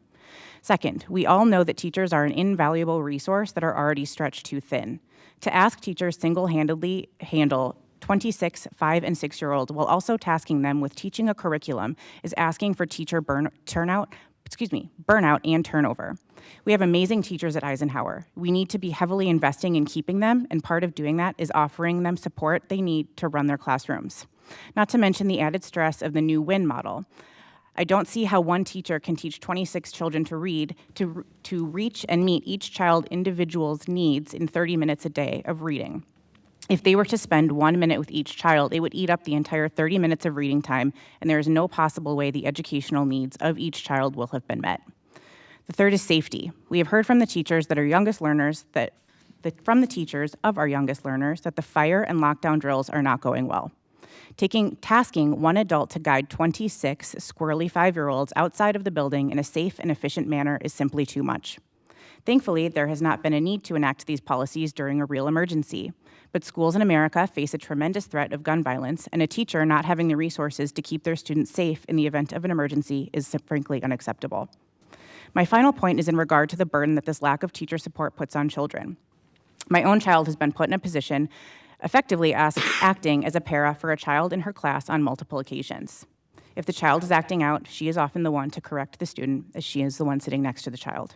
On one occasion, the Sorry, child attempted the to run time away is up. while coming. Okay. Thank you so much. I have these written down. Yes, that would be great. Where If you should I- can give it to Natalia, and she'll make sure we all get a copy. Thank you so much. Thank you. Next is Bergen Baker in classroom support. Welcome. Thank you for being here. Thank you for having me. Good evening, everybody. My name is Bergen Baker. I have twin kindergartners in Profe Juan Rose class and Maestra Pame's class, respectively, and I don't have anything prepared tonight, but I do want to throw my support behind these wonderful women behind me who have organized our community of parents at Eisenhower students, to address the immediate need of full-time paraprofessional support within kindergarten specifically. At fall conferences, I was concerned to learn the fact that one of the main deciding factors of coming to Eisenhower was that full-time paraprofessional support within the Juntos Spanish Immersion program. That support was not any longer being offered. Additionally, we've received some conflicting information from administration regarding the decision behind pulling this paraprofessional support. And I think we all have the same goal to help our smallest learners succeed. And we'd love to work with the school board, and we would love to work with administration to restore success to our students. So thank you for your time. Thank you for allowing us to be here. Thank you. Thank you. Thank you. Would like to invite Mara Pease to the table. And please correct your name if I didn't do it correctly. Mara Pease, thank you. Thank you. Welcome. Hi. Good afternoon, everyone. I'm Dr. Mara Pease. I want to thank these ladies for their bravery and courage to come here and speak today. This is not in our comfort zone. We come from many different backgrounds, but not being used to this. So what I want to say is a couple of things. I have a first grader in Juntos. We were concerned to learn that our daughter is behind grade level in reading, and when we were asking about support, we were told there is not a group and that we could hire a tutor, basically. That is deeply concerning, as I was checking in with lots of other parents of other kids in the district and outside of the district who said that they had indeed a recovery specialist or a reading support person that seemed to be very standard in their district. Secondly, I have an incoming kindergartner to Juntos, and I want to speak as a psychologist about the social, emotional, and the psychological development of children who are the age of 5. As many of you may or may not know, that's below the threshold of when you can really start diagnosing kids with things like ADHD and social anxiety, different anxiety disorders. And if you're below that, they're not going to have all the coping skills that they need to regulate. So you're going to see a lot of externalizing behaviors instead of things like hitting. I saw, when I volunteered in the classroom last year, I saw a chair be kind of picked up and thrown at a child.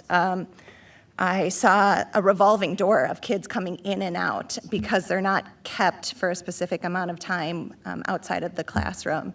So they were coming in dysregulated still, and they were going out and coming in and going out. So the paraprofessionals were instrumental last year, and the fact that they're being pulled this year frankly scares me as a child, having a child coming in with anxiety, not knowing how he's gonna fare. If he doesn't, he's a neurotypical child and he can concentrate well, but he has perfectionism and he will get really dysregulated if he colors out of the line. And who's gonna help him? Who's gonna sit next to him and say, hey, it's okay, let's try again, if there's nobody in the classroom that's gonna help besides the teacher. So I thank you all. I hope you listen to us. Thank you. Next, I would like to invite Ashley Andrew to speak on media centers. Welcome. Hello. Okay, so as you guys have seen me last year when I was in here, you may recognize me because I spoke on behalf of Media Centers last year. I have a third grader and a first grader in Juntos this year.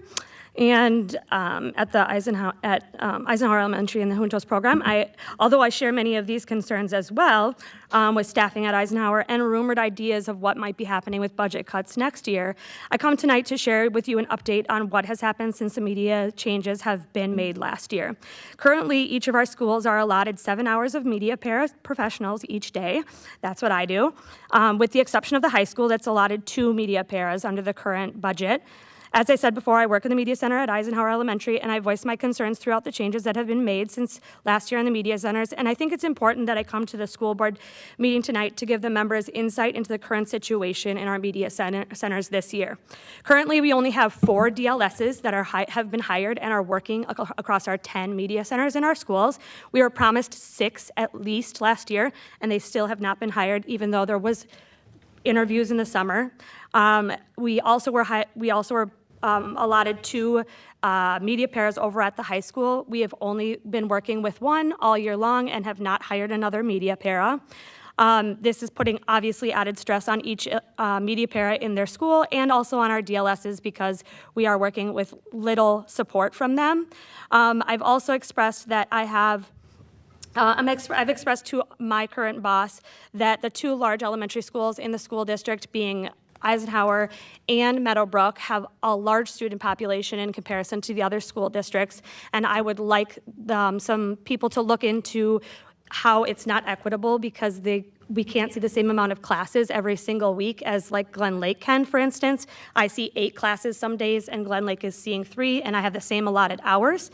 I've brought that up to multiple people and I've been told that nothing can be changed this year.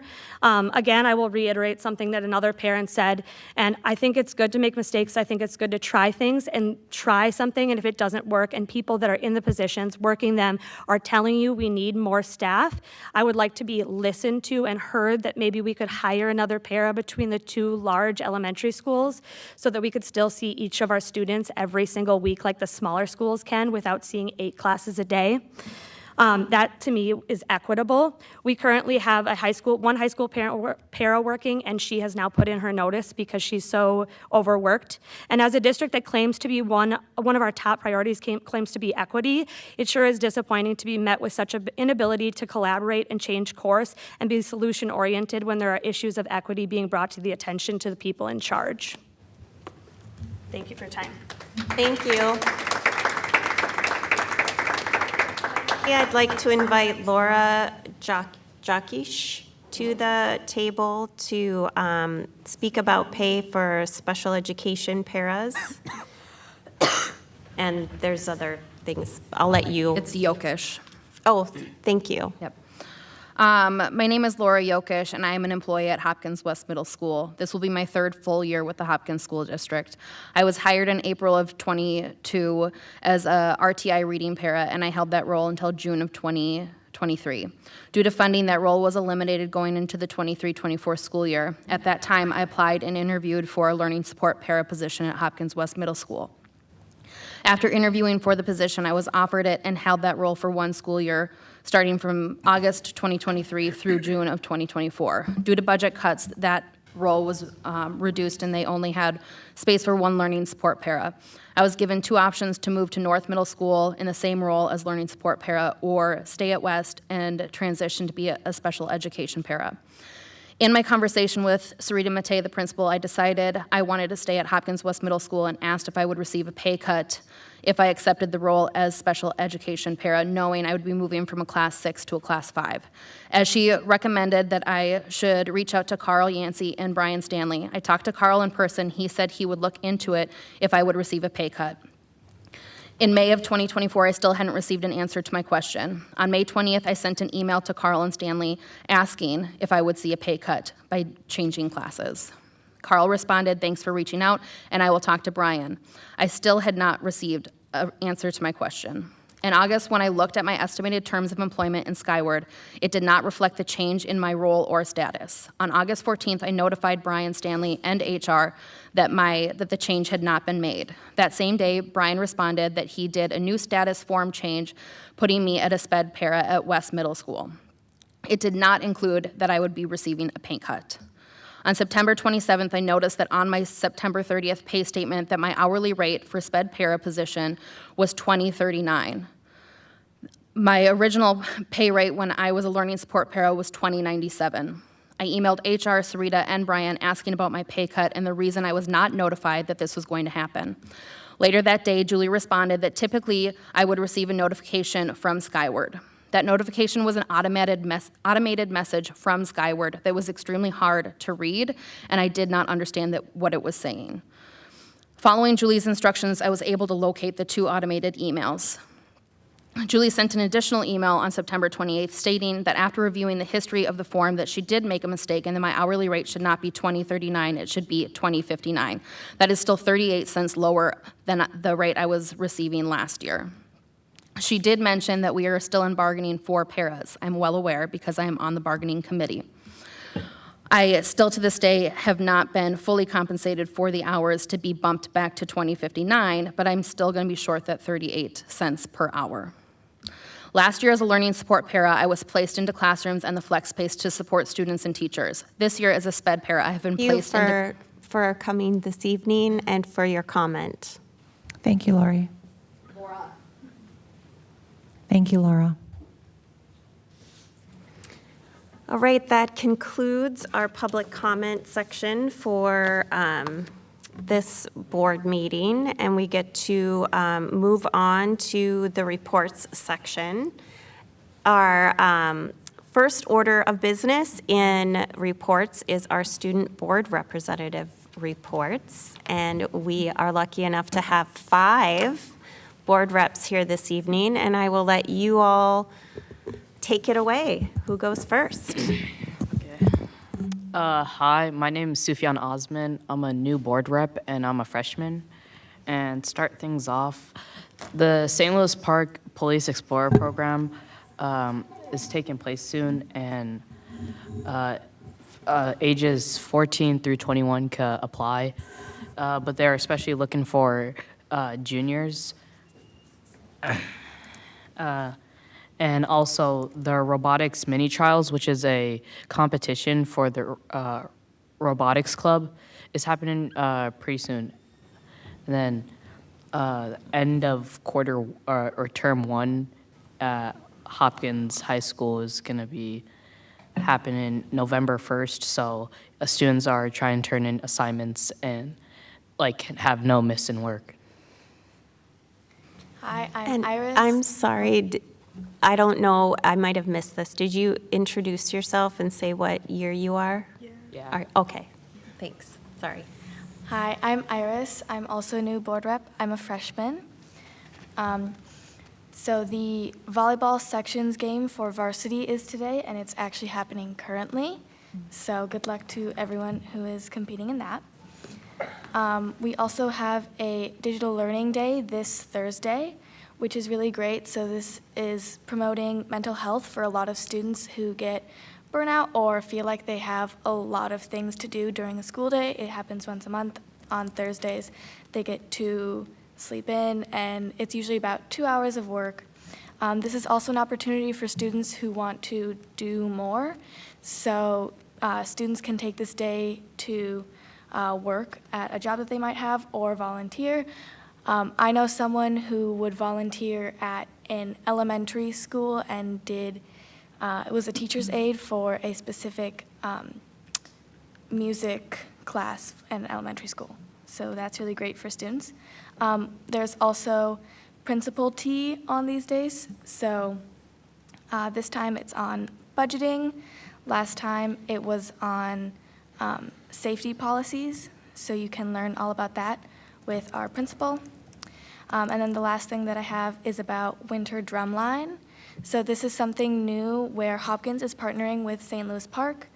It is open to anyone. You don't need any musical experience beforehand. And it's for 7th through 12th graders. So it's a super fun drum line that you can do, including all sorts of different percussion instruments. Thank you. You also get to be in the Raspberry Parade. That's a different drum line. Oh. Drum lines are great. Yeah, that's the marching band. This is the winter drum line. But it's also partnered with St. Louis Park, so they're easy to get confused. Okay. Thank you. Hello, my name is Manuel Wahyu, and I'm a sophomore student board representative. On the topic of new student board reps, we also have a new sophomore student board representative, Eloise, who is unable to make it to the meeting tonight. As fall sports are coming to an end, many sports are having their championship competitions. The boys and girls varsity cross-country team have their sections tomorrow. The JV girls swim and dive team have their JV championship meet on Friday and Saturday, and the varsity football team has their first sections game at Lakeville North on Friday. Today, juniors had the opportunity to take the PSAT, which is the preliminary SAT. This exam is a shorter version of the SAT and serves as the initial screening for the National Merit Scholarship Program, which identifies students who score in the top 1% nationally. Participation in the PSAT is optional and not required for graduation. Testing started at around 8:40 a.m. and ended around 12:40 p.m. Today, there was also a sophomore student council town hall meeting. The student council had one spot open for sophomores, and multiple hardworking scholars decided to campaign for that spot. These scholars have been campaigning on social media as well as putting up posters around the school, and today they answered questions from the student council as well as from the student body at the town hall during Royals Connect. Sophomores could get a pass to the town hall, which was in the mini theater. Voting will happen on the 25th. Manuel, do you know how many juniors took the PSAT today? I do not know. Okay. Do you? No. I see Principal Ballard finding out. I can wait. It's like, did any? Sorry, Praise. Oh, that's all right. Hi, I'm Praise. I'm a senior student board rep. That actually feels so crazy to say. But yeah, on the topic of senior things, the early action deadline for college applications is approaching very quickly, faster than we think. It's November 1st, and there's been lots of discussion in the air and I guess kind of like anticipation for submitting those applications and just preparing for the next stage. In addition, also kind of related to college, the Advanced Placement or AP African American Studies class is taking an HBCU tour trip. It's set to take place in 2026 with registration happening now. A civil rights / HBCU tour that they'll be going on will be to Georgia, Alabama, and Louisiana. They'll be visiting sites like the Edmund Pettus Bridge and the National Center for Civil and Human Rights, as well as taking tours of the Whitney Plantation and the Lafayette Cemetery. They'll also be touring Spelman and Morehouse colleges, and in addition, Xavier University of Louisiana. All right. And then this one, the Hopkins High School HOSA chapter, or the Hopkins High School HOSA Future Health Professionals chapter, will be attending the annual Fall Leadership Conference. That's also happening on November 1st, so on that early action deadline. It's taking place all day at the Brooklyn Heritage Center in Brooklyn Center, and it's hosted by the entire Minnesota HOSA. So there will be tons of different chapters there. Within Fall Leadership Conference, or FLC for short, there are various technologies to experiment from, demos and guest speakers, and also a multitude of stands by universities and companies to learn from. Some examples include displays of most surgical tools used in live surgeries, information on volunteering, CNA training, and job opportunities. Thank you. Hi, my name is Mia Osman, and I'm also a senior board rep. So there was a virtual college planning event for families on Monday, October 21st at 7 p.m., and then there will be one again on Thursday, October 24th at 1 p.m. And this event basically focuses on 2 to 4 year college planning cycles for all families, not just seniors. And for those who wish to pursue something other than like college, there will be a separate night planning. The planning night that will be held for those.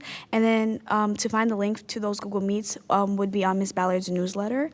And then AP exam registrations opened up October 1st. So students who are in AP class first term or who are independently studying for it can register, and the registration closes today.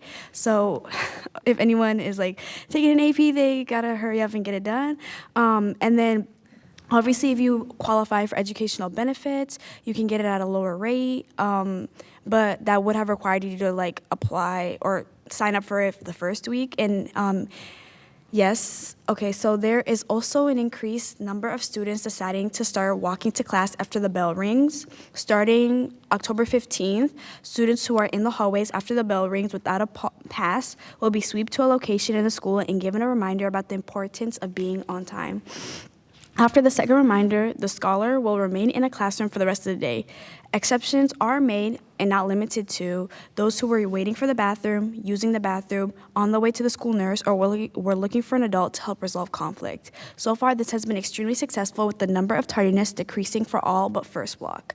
In the newsletter, it said that 250 to 300 scholars who do not ride the bus arrive to school late each day. There is still room for improvement, but overall, this implementation was great. Even more, some students feel as though school has become much safer as a result of this. And finally, to wrap things up, we are looking for junior board reps to take on after me and Praise leave. So hopefully before winter break, we have a full team prepared. Thank you. Are you encouraging applications? Yes. Okay. Yes. Inquiring minds would like to know if you're pursuing an independent study in AP this year. I am, actually. And what topic? I'm doing AP Lit. By yourself? Yeah. Okay. Okay, so I was originally planning to take the class this year, but then there was not enough room. Sorry, I'm going on a whole tangent, but there was not enough room in my schedule, and I had to choose between either CIS, French 5, or AP Lit. And I was like, okay, I want the college credits from French, because if I fail the AP exam, like, I won't get the credits. So I was like, okay, I'm gonna just take French 5. And then I was like, okay, but I could self-study for AP Lit at least, you know, like, even if I don't have the class. So yeah. Impressive. Thank you. Yes, all of you are role models for many people in the space over the age of 30. Any comments or questions for our board reps? When does the tour take place, the Civil and College Tour? It's happening in 2026, unfortunately, so me and Mia won't be able to attend. Oh, that was so sad to hear that. Well, I want to thank you all for your great reports. It feels really comprehensive, and I like that you each kind of have your own focus and talk about things that are important to you. So, and I'm glad to hear that that students are feeling like measures being taken are making them feel safer. That's cool. So thank you. Of course.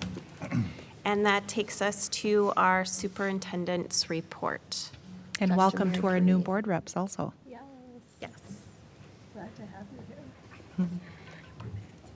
Thank you, Shannon. Chair Andreessen. Well, we are past MEA, almost at the 1/4 mark into the school year, and many important things happening with teaching and learning and student activities across our spaces. I was reading yesterday's Welcome Back newsletter to Alice Smith staff, where Principal Navidad reminded teachers that students had been out for 9 consecutive days. So that was the full MEA week sandwiched between 2 weekends. And so his reminder was for teachers and staff to help students get reaccustomed with expectations and routines and practices so they could have a successful return back to school. And returning students to school after a break is very important work that school leaders, teachers, and staff do so that students can transition seamlessly. So we thank our school staff for that work. Also at Alice Smith was a successful readathon held prior to the break. Parent Tim Hawkinson and other PTO parents coordinated a number of readers, including some high schoolers and community members who showed up as guest readers across all of the classrooms. And as a reader, I myself enjoyed my time with Miss Wu's kindergartners and Mr. McCusick's third graders. Additional literacy activities across our district includes more than 300 teachers trained in Volume 2 of evidence-based reading instruction during the break. Our Fast Bridge screening has been completed for all kindergarten through 9th graders, and common literacy assessments are being developed by kindergarten through grade 5 teacher reps across our system. Earlier during our workshop, you heard from our MYP or Middle Years Program IB coordinators, Ms. Wilcox and Poncelat. And as Dr. Nolan shared with us during our school spotlight at last board meeting, Gatewood and Eisenhower Elementaries are seeking IB authorization, which is a significant undertaking requiring teacher professional learning and building strong teaching and learning resources for those schools. Here's a slide showcasing PYP, or Primary Years Program Day at Gatewood Elementary, where students spend the whole day working outside as a team, learning about animals and exploring nature with scientific tools and inquiry. At Gatewood, each grade level has what they call a staycation, a whole day where they stay at school and work with the naturalists, Mr. Ike, and outdoor para, Miss Rachel, while teachers are working on their IB unit writing and collaborating with one another. So this model gives teachers professional learning time and does not require the extra expense of an off-campus field trip for students. On October 8, our elementary youngsters had fun at the band's superhero showcase held at Hopkins High School. Over 300 high school musicians united the community with music, face painting, and fun activities for all of the children. Later that week, the 21st annual Young People's Concert delighted preschool and elementary-aged kiddos with Disney-themed music, interactive games, and a chance to meet Disney princesses, of course. Guests were even encouraged to wear their pajamas for the occasion.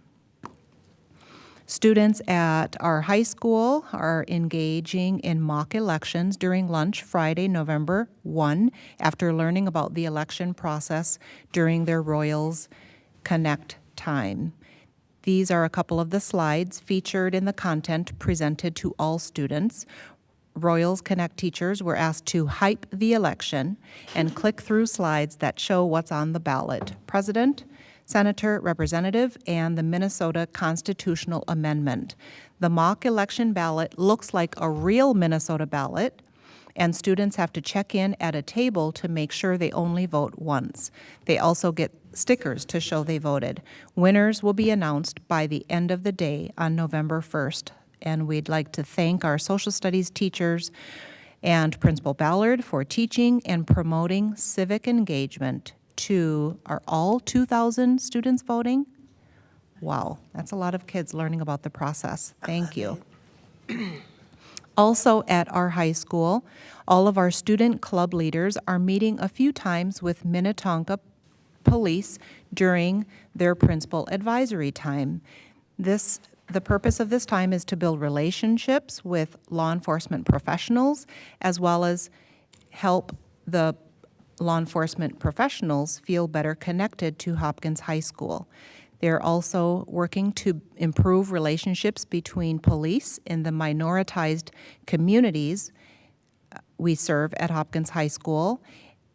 Additionally, scholars have requested support from law enforcement partners navigating complex topics around sexual assault and chemical use and abuse. The meetings are facilitated by the City of Minnetonka's Community Liaison and DEI, or Diversity, Equity, and Inclusion Coordinator. Thank you to all involved. We really appreciate the learning that I'm sure will be reciprocated both ways for students and the law enforcement professionals. And I'm going to ask our principal of Meadowbrook Elementary to approach the table. Principal Sawatsky, you may walk the royal blue runner. And before we transition to our school spotlight, I just want to celebrate the progress that we've made toward our Vision 2031 success indicator that says that by 2031, our staff demographics will mirror our student demographics. Racial diversity in the teaching workforce benefits all students, not just students of color, but also white students. Teachers of color often provide more culturally relevant instruction and better understand the challenges faced by students of color, which fosters trust and allows adults to serve as role models for our students. Teachers of color often have more positive perceptions of students of color, which can lead to better academic and behavioral outcomes. The presence of teachers of color can reduce harsh disciplinary actions and improve academic engagement and performance, particularly for Black male students. For instance, having just one Black teacher in elementary school can significantly reduce high school dropout rates and increase college aspirations among Black boys from low-income backgrounds.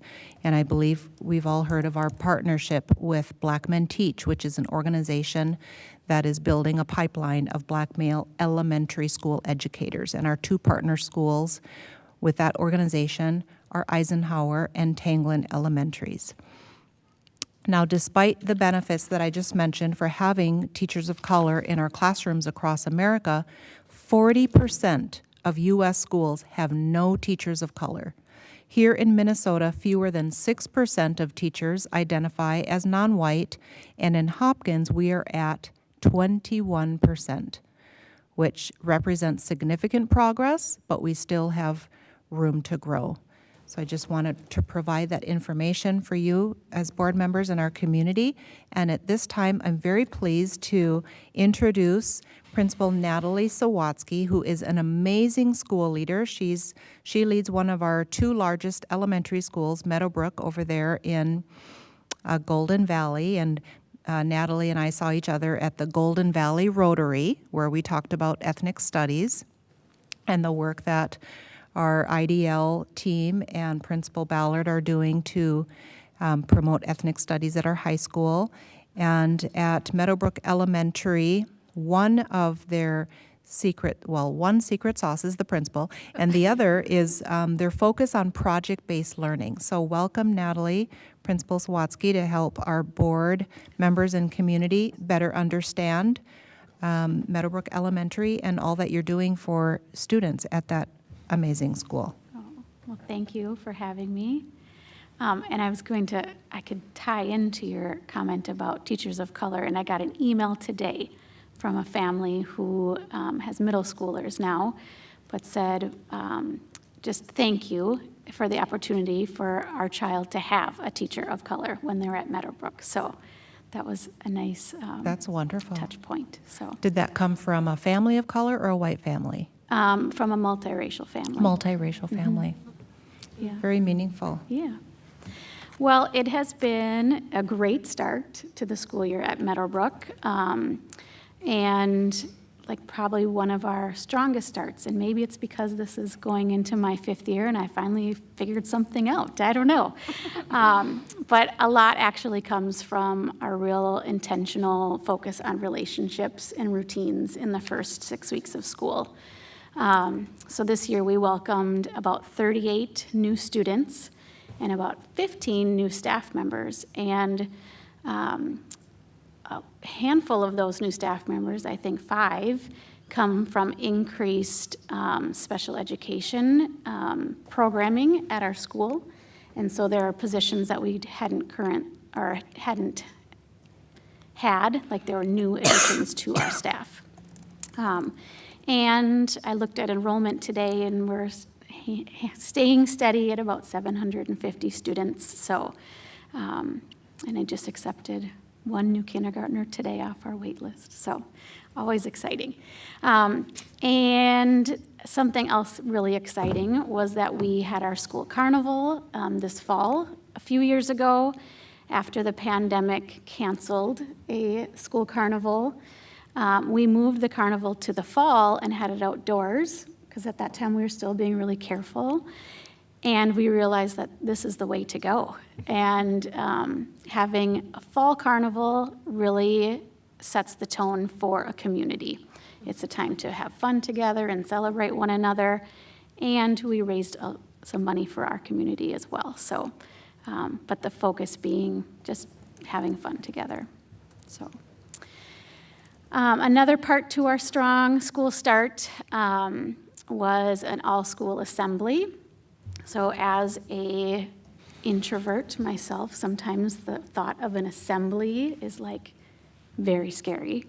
But made a commitment to really finding an opportunity to gather as a whole school community around some common values and beliefs. And so we wanted to make sure we introduced our new staff to the community and review our school-wide ways of being. So if you want to play the video, Natalia, this is how we introduced our new staff.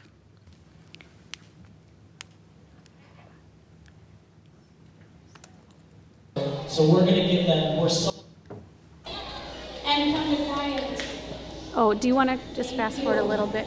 It was Welcome set. to our first assembly of the school year.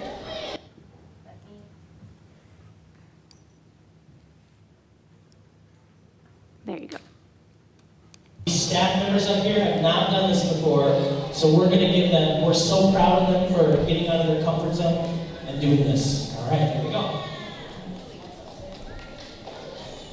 Here. Sounds like this. About, turn yourself around. I say jump in, jump out, introduce yourself. My name is Mr. Windler. Yeah.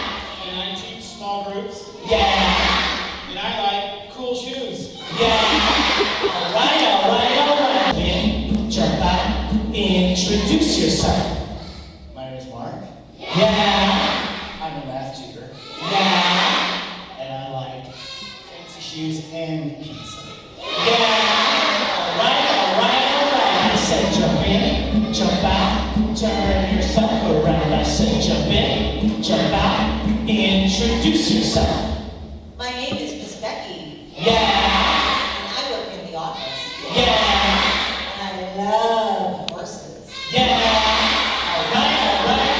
I said jump in, jump out, turn yourself around. I said jump in, jump out, introduce yourself. My name is Miss Amelia.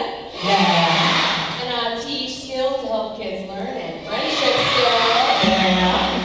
And I love Meadow I said jump in, jump out, turn yourself around. I said jump in, jump out, introduce yourself. My name is Miss Laso. Yeah. I teach first grade. Yeah. And I like journaling. Yeah. All right.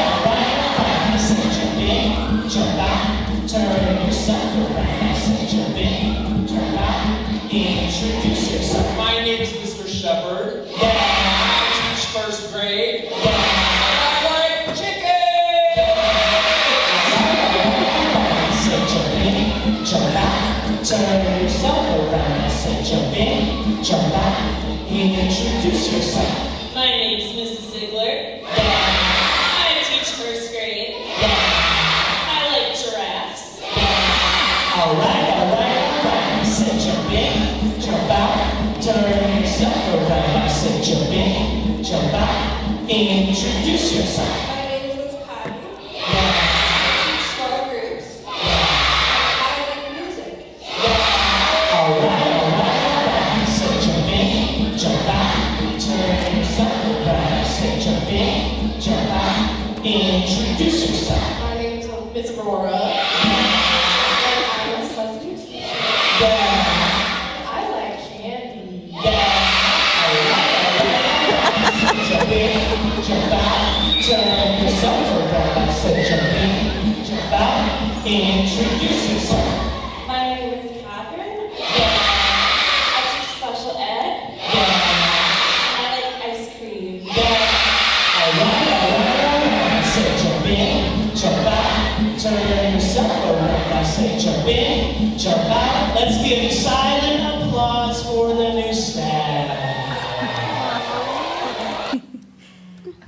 So we had a little fun.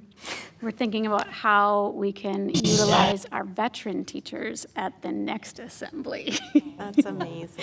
And then that side picture that you see, those are our refreshed school-wide ways of being. When I was at the board table, maybe last fall, we talked about our process for setting school-wide ways of being.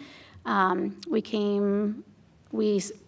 kind of gathered feedback all year on how those were going, had a student leadership group talk about how those were going, and then came back together this fall to kind of refresh and restart. So we reviewed those at our assembly as well. And so when I was thinking about, well, why has this been such an amazing start to the school year?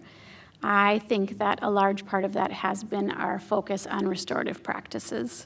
And so we, like I said, have reset our school-wide ways of being and have increased in our promotion of them. So they're part of morning announcements. Students are making videos for our news program, Good Morning Meadowbrook, of student content regarding the ways of being.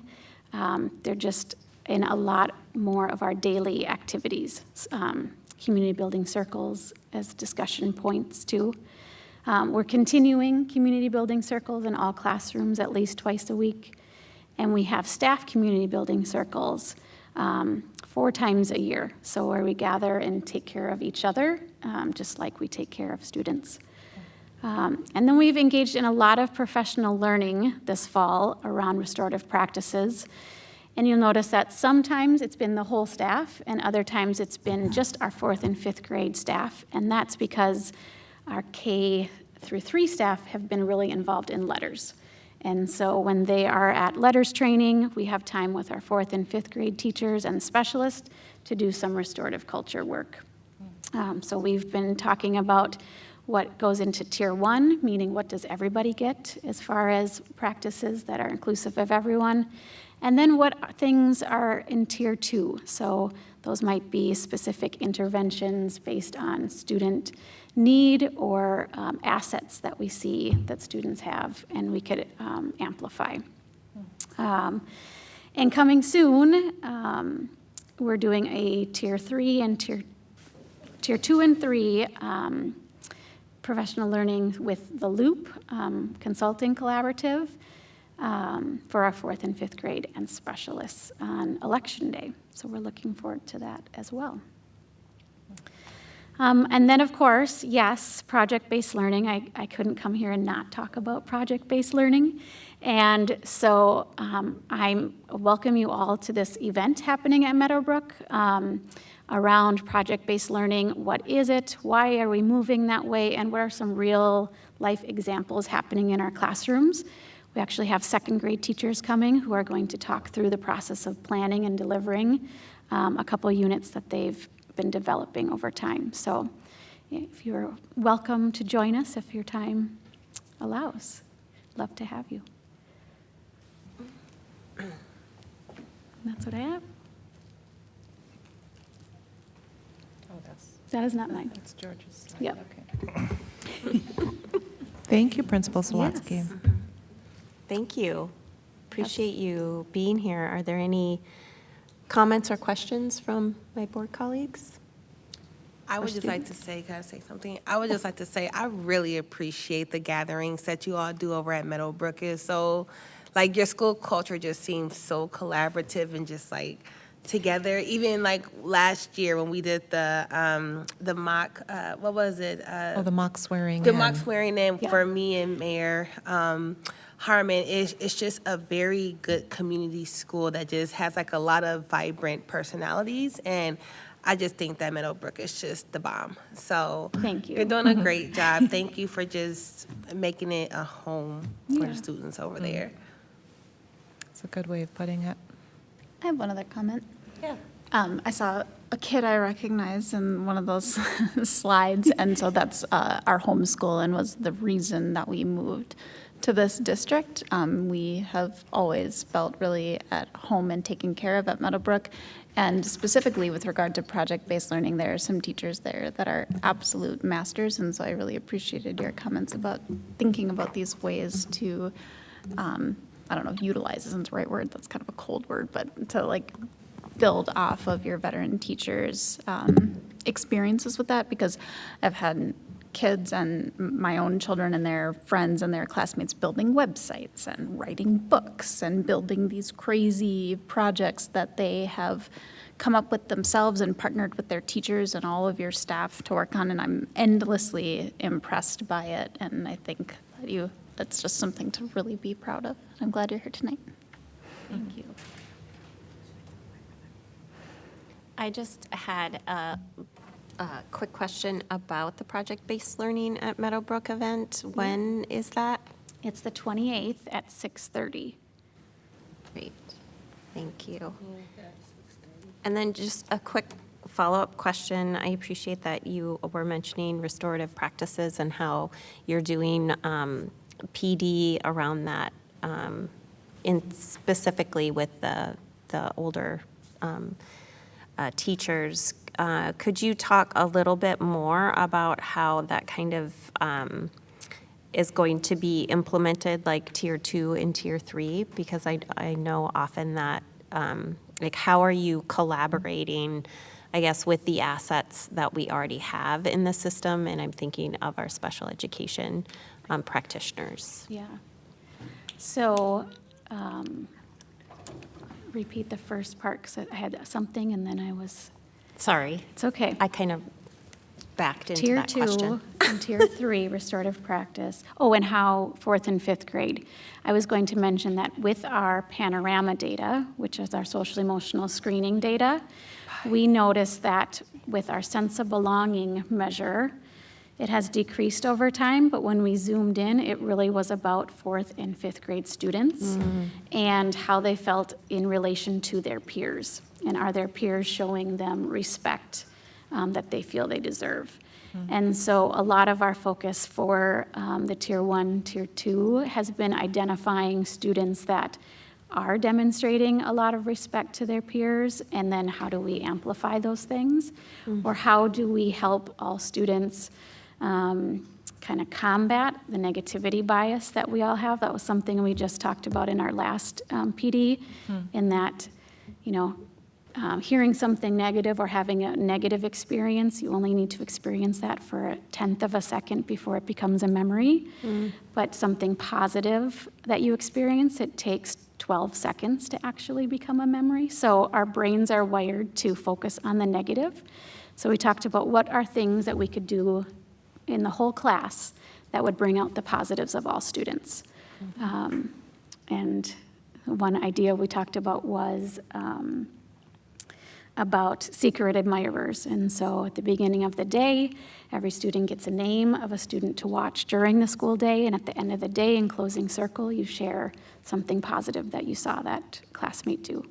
And we had a few other examples like that, and then left it just with teachers to kind of choose a pathway that they think they could implement in their class.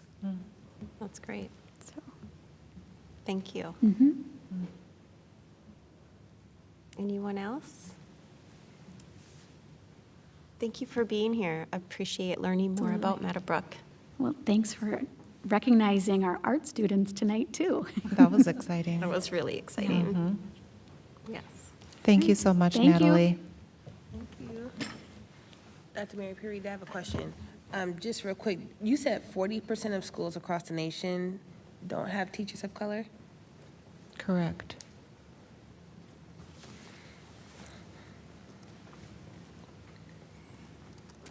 I do have to say that I feel proud of where Hopkins is, but also, and that anecdote that was shared, I feel really good about, but also I'm conflicted because the fact that a family mentions that as a highlight of their educational experience is, like, I hope we get to the day where it's something that will not be commented on, that it's so normalized. So normalized. That it is something that Yeah. And that we achieve our goal in Hopkins of having our teacher and staff demographic match our student demographic. And I like that we are on our way, but also recognize the work that needs to be done to get to our goal. So with that, any questions for Dr. Mary Perry Reed before we move on? No, so that takes us to our approval of the agenda, and I did want to mention for our viewing public that Clerk Thompson put his location, he is out of town, he put his location so that he could virtually attend the meeting. However, due to conflicting priorities, he is not able to attend this evening. So just wanted you all to know that we're aware of that. He let us know that he would be unable to attend. So with that, I would look for an approval of a motion to approve tonight's agenda. So moved. I have a motion. Is there a second? Second. I have a motion and a second. Any discussion? Seeing none, all those in favor, please say aye. Aye. Any nays? Seeing none, the agenda is approved. That takes us to our consent calendar. This is an item that contains items provided to the board with information considered to be more routine in nature. If the board deems an item to be necessary for additional discussion, a motion will be made to move that item to new business. I am looking for a motion to approve the consent calendar. So moved. I have a motion. Is there a second? Second. I have a motion and a second. Any discussion? Seeing none, all those in favor, please say aye. Aye. Any nays? The consent calendar is approved, and that takes us to our treasurer's report. Treasurer Hartland. Wonderful, thank you. Good evening, and thank you to any community members who are tuning in tonight. I wanted to note that there's the new format of the treasurer's report, and it should be posted to our agenda, and it's considerably condensed and much more readable and short now. At this moment, it's not sorted either by alphabetical order or the date, or by date, but in the future, it should be sorted alphabetically. And so I have one ask of the school board, and I did send this to you via email as well, but that would be to look that over if you have a chance and provide any feedback, because we do have a small window where we could make some tweaks to that if there was a thing we collectively wanted to see on that report. I did have a meeting with business services today, and we spent quite a bit of time talking about how the district's beginning to realize some of the time savings and financial savings that were one of the original goals with integrating our systems with Oracle. There's still some follow-up work happening to ensure that all the professionals in our different buildings and departments comply with our new processes, and that all of our vendors will actually submit invoices electronically. There's been a bit of a learning curve there, but past practices when getting invoices funneled to the right person, that was more decentralized, which led to some inefficiencies where either work was being duplicated or potentially there were invoices addressed to someone who might not even work in our system any longer. And so now that a greater and greater percentage of those invoices are being submitted through one process, one department, one system, leadership can actually better see where we might be, say, paying two different vendors for the same product. And we could either consolidate the vendors or negotiate better group pricing. So I'll be reporting on some of those success stories as they come up. And of particular use, especially as we go in to talk more about the budget or levies, on the new board report, you can see specific expenditures broken down into those paid for by local grants and donations, by federal and state grants, and our current capital project levy. So those are on pages 9 and 10. Some expenses of note are $468,396 paid to our 2 different vendors for transportation. $32,141 to Xcel Energy for electrical services at various buildings. $43,289 to Connect Gas for natural gas service to those buildings. Some of those expenses are larger than normal and represent a couple to several months of charges, either due to the vendor's own billing cycles or due to our process of onboarding the vendors into our single electronic system. We paid $11,816 to District 287 for our share of the educational and support expenses associated with Hopkins students in that district. We paid $5,000 for CPR training, $4,500 for academic and curriculum materials at Breck, and $1,050 for support of Academy of Holy Angels, which are non-public schools in our district. Here in the district, we have a lot of infrastructure that needs maintenance and inspection, and in this recent period, we paid $2,880 to clean grease traps in our kitchens, $12,000 for fire and sprinkler inspections in our buildings, and $24,000 to evaluate and repair uneven or unsafe sidewalks. Let's see. With that, I move that we approve total disbursements in the amount of $2,312,471.37 for the period of September 28th, 2024 through October 15th, 2024. Second. I have a motion and a second. Any discussion? Seeing none, all those in favor, please say aye. Aye. Aye. Any opposed? The treasurer's report is approved, and that takes us to unfinished business. I will invite Assistant Superintendent Lightfoot to the table to talk about Hopkins policies, and Vice Chair Ross.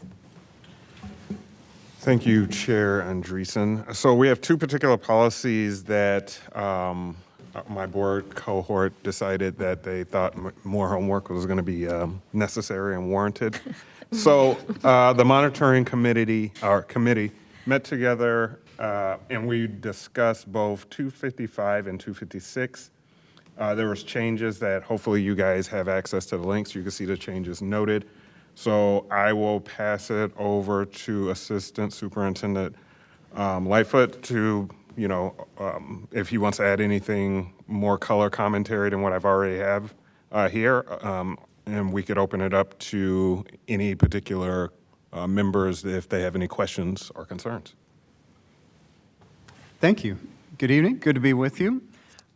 First, on the old business, unfinished business, is 255, the school board legislative program. There were specific concerns that were raised regarding this, so the monitoring committee went back, made those adjustments, and modified some particular language as part of this. I would note in item 3 that I believe the word including was missed in the change. The board will annually designate a legislative action committee, including community, parent, caregivers, and school board member voice, just to make sure that that would read more smoothly, to capture the intent of what was there, but we'll make sure we add that in the published component. But other than that, if there are additional questions or comments on 255, would be happy to address those, or additional comments, questions by any monitoring committee members as well. Thank you. I appreciate that inclusion. That was my question about in section 3. And then also because I can't help myself, I would add a comma after voice, just because I need it. But I appreciate the monitoring committee taking our feedback from the discussion at the table. I think this looks great. So we get an A on our homework, is that what you're saying? A minus. You missed Yeah, a we comma. forgot a comma and a word. Okay, all right, we'll take it. That's all it's like. And it's a redo, so. Anyone else? Okay, I think we can go to the next one. Great. 256 was school board and superintendent performance evaluation and planning. You will see that the work that we did was on the framework section, noting that the board and superintendent will annually create and approve an evaluation tool to address their important roles and responsibilities. Hopefully clearing up any confusion that was related to the previous language. Any comments or questions? Yeah, one comment. Just definitely want everybody to notice we did remove the words assessment inventories, just so that you guys didn't miss that. You're welcome. Oh, we saw that inventory out here. Thank you. I think it looks great. And I'm impressed that you were able to incorporate the discussion around that, because I think we were all very confused. Well, we're kind of a good committee. Yeah. You know, just getting things got a done. really good vice chair. Appreciate it. So do you want to include all of the policies together, or do we want to, so I think that we need to approve these because it's in a separate section. So Yeah, I in would- first read. Great. So I would look for a motion that the board approve the above policies in first read. Further, the board directs the administration to prepare the policies with the suggested revisions for approval in second reading at the next meeting. So moved. I have a motion. Is there a second? Second? I have a motion and a second. Any discussion? Seeing none, all those in favor, please say aye. Aye. Any opposed? The policies 255 and 256 have been approved, and that takes us to our second round of policies. Vice Chair Roth. Thank you again, Chair Andreessen. So we have 4 policies here we're going to review with the cohort, 303, 303.1, 351, and 413. Inclusive of these links, you also have links to the MSBA model policy for 303 and 413. So I will hand it back over to Assistant Superintendent Whitefoot. Thank you. 303 is the superintendent selection process policy. No real substantial change, making an editorial change in the language in section 2. That is the only change that we would be looking at as we look toward the use of inclusive language. But 303, if there are any other comments or questions from monitoring committee members, open for questions on 303. Chair Andreessen? Yes. I do have a question about the impetus for changing that language. Is that a legal or other kind of, best practice? I'm trying to understand why it was changed. I think it comes down to what Assistant Superintendent Lightfoot mentioned earlier, is having more inclusive language. The word chief executive officer could have been deemed disrespectful, so we connected.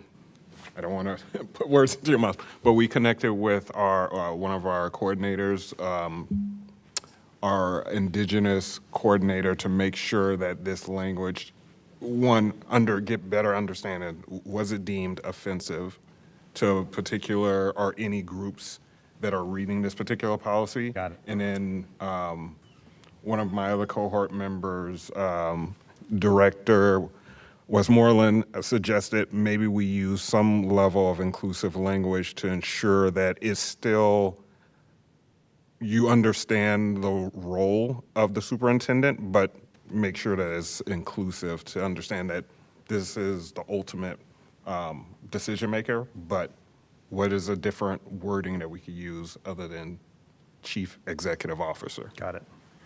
Makes sense. So that was the reason for why we updated the language to make it a little bit more inclusive. Okay, sounds good. I just want to make sure we didn't demote Dr. Mary Perry Reed here. I'm looking out for you. Anything else you feel like you want to add or, okay.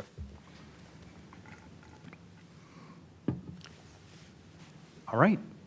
303.1 is the next. And 303.1, interim appointment. There is no suggested change. Questions, comments on 303.1?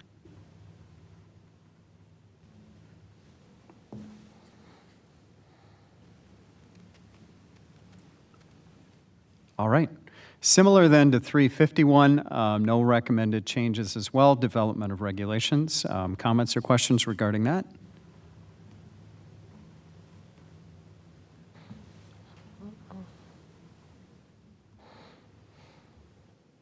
All right.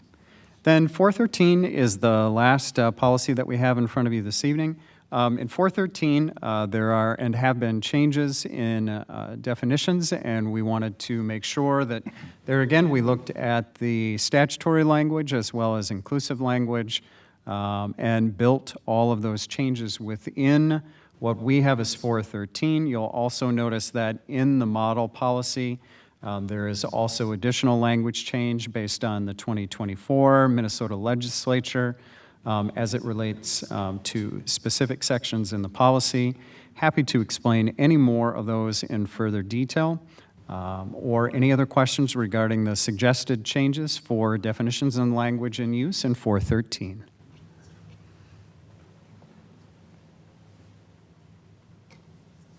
I just had a question. Is this, are these definitions in alignment with the Minnesota Office of Civil Rights? Language comes from the Minnesota Human Rights Act in Minnesota statute, reflecting that language to be inclusive. In addition, there were state law changes, I mentioned, in 2024 to family status, familial status. You'll see those changes in the model policy. We changed our gender identity language to match the Minnesota Human Rights Act. There also is change that has been made to sexual orientation definition in the 2023 legislature. All of those would be added to reflect those changes and make sure that it does mirror the work that's been done on Minnesota statute. I have another question, Chair Andreessen. Yes, Treasurer Hartland. This policy contains kind of special instruction at the very bottom of it for dissemination and review. And I see no changes were made to this section. Is it part of the onboarding every school year that students, say, get age-appropriate versions of this? And does this policy get reviewed at least annually in compliance with the state law? Because it's kind of called out as separate from our. Absolutely. So, yes, in answer to your question on a couple of those, right now, just so you're aware, we are going back through handbooks to make sure that our handbooks do reflect.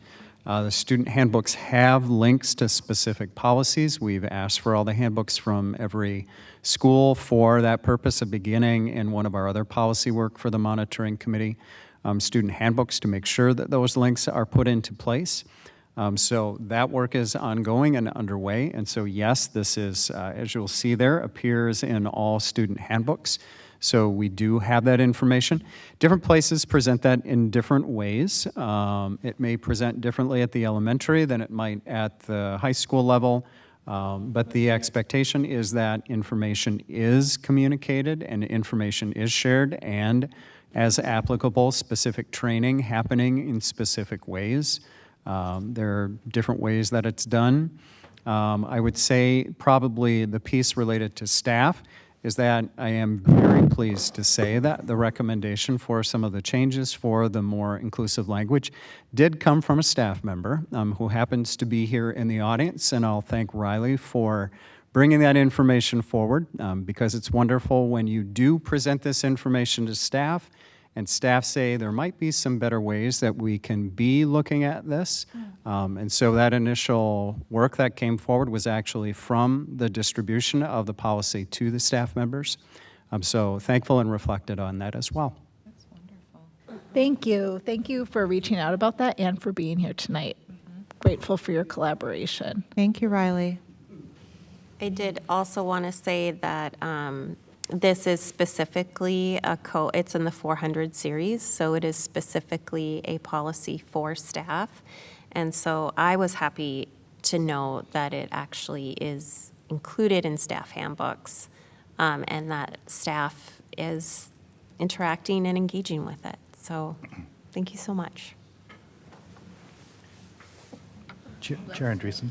Yes. I do have a quick question to you then, or just in general. So is there a kind of mirrored or corresponding student version of this as well? Or how does that work, that relationship between this policy and students? Is it apply?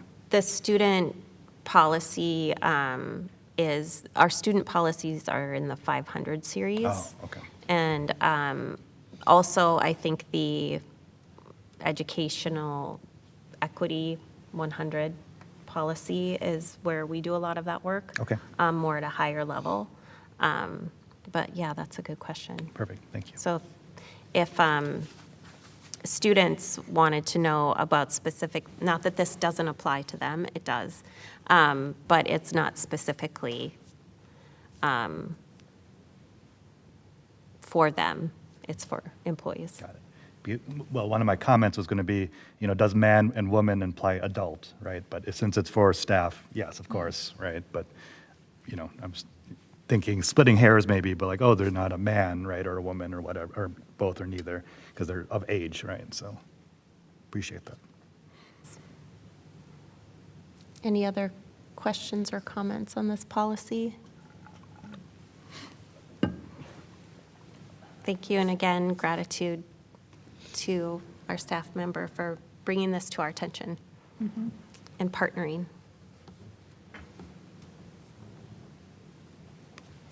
So And that that brings concludes. us to the end of our policy revisions in first read. I would look for a motion that we, I gotta get to my language, I'm deep in policies here. The board approves the above policies in first read. Further, the board directs the administration to prepare the policies with suggested revisions for approval in second reading at the next meeting as part of consent. So moved. I have a motion. Is there a second? Second. I have a motion and a second. Any discussion? Seeing none, all those in favor, please say aye. Aye. Aye. Any opposed? The policies in first read have been approved. And that takes us, thank you, Assistant Superintendent Nick. Lightfoot. Appreciate you being here this evening. And that moves us to our board member reports. As we have started doing, I would like to invite all board members to introduce themselves as we go around the table. And then if you do have a report, please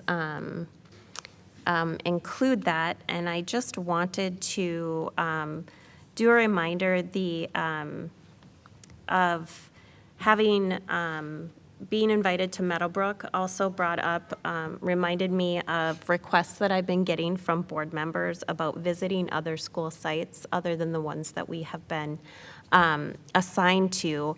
And so just wanted to encourage board members to, if there is something going on at your assigned school that you think other board members would benefit from, to learn about and to come and participate in, please do include that in your board member reports.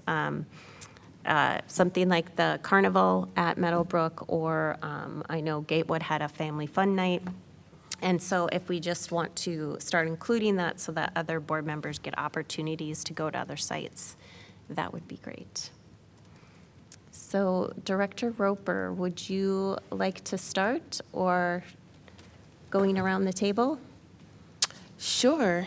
My name is Brooke Roper. I am serving my first year on the Hopkins School Board. I go by she, her pronouns. I have two wonderful students in the district, No major reports for me. Prior to coming, I did attend the Educators of Color Networking event held over at North that was hosted by Paris, which she did a fabulous job hosting. And it was really refreshing just to be in the space with so many amazing educators and just staff from Hopkins. And I just look forward to attending more and being involved more with that group. And I don't have any other updates. Thank you. Treasurer Heartland. Thank you. I am Treasurer Rachel Hartland. This is my third year on the board. I use she, her pronouns and have 3 students in the district at 3 different buildings. Let's see, trying to remember over the past couple of weeks, I have participated in Meadowbrook's efforts to kind of bolster their staff and feed them during conferences. I have participated in the North Middle School's kind of burgeoning PTO, and there is an opportunity for North Middle School parents to join that PTO. Everyone is automatically a member, and so that first meeting is coming up on next Monday, which I believe is the 28th.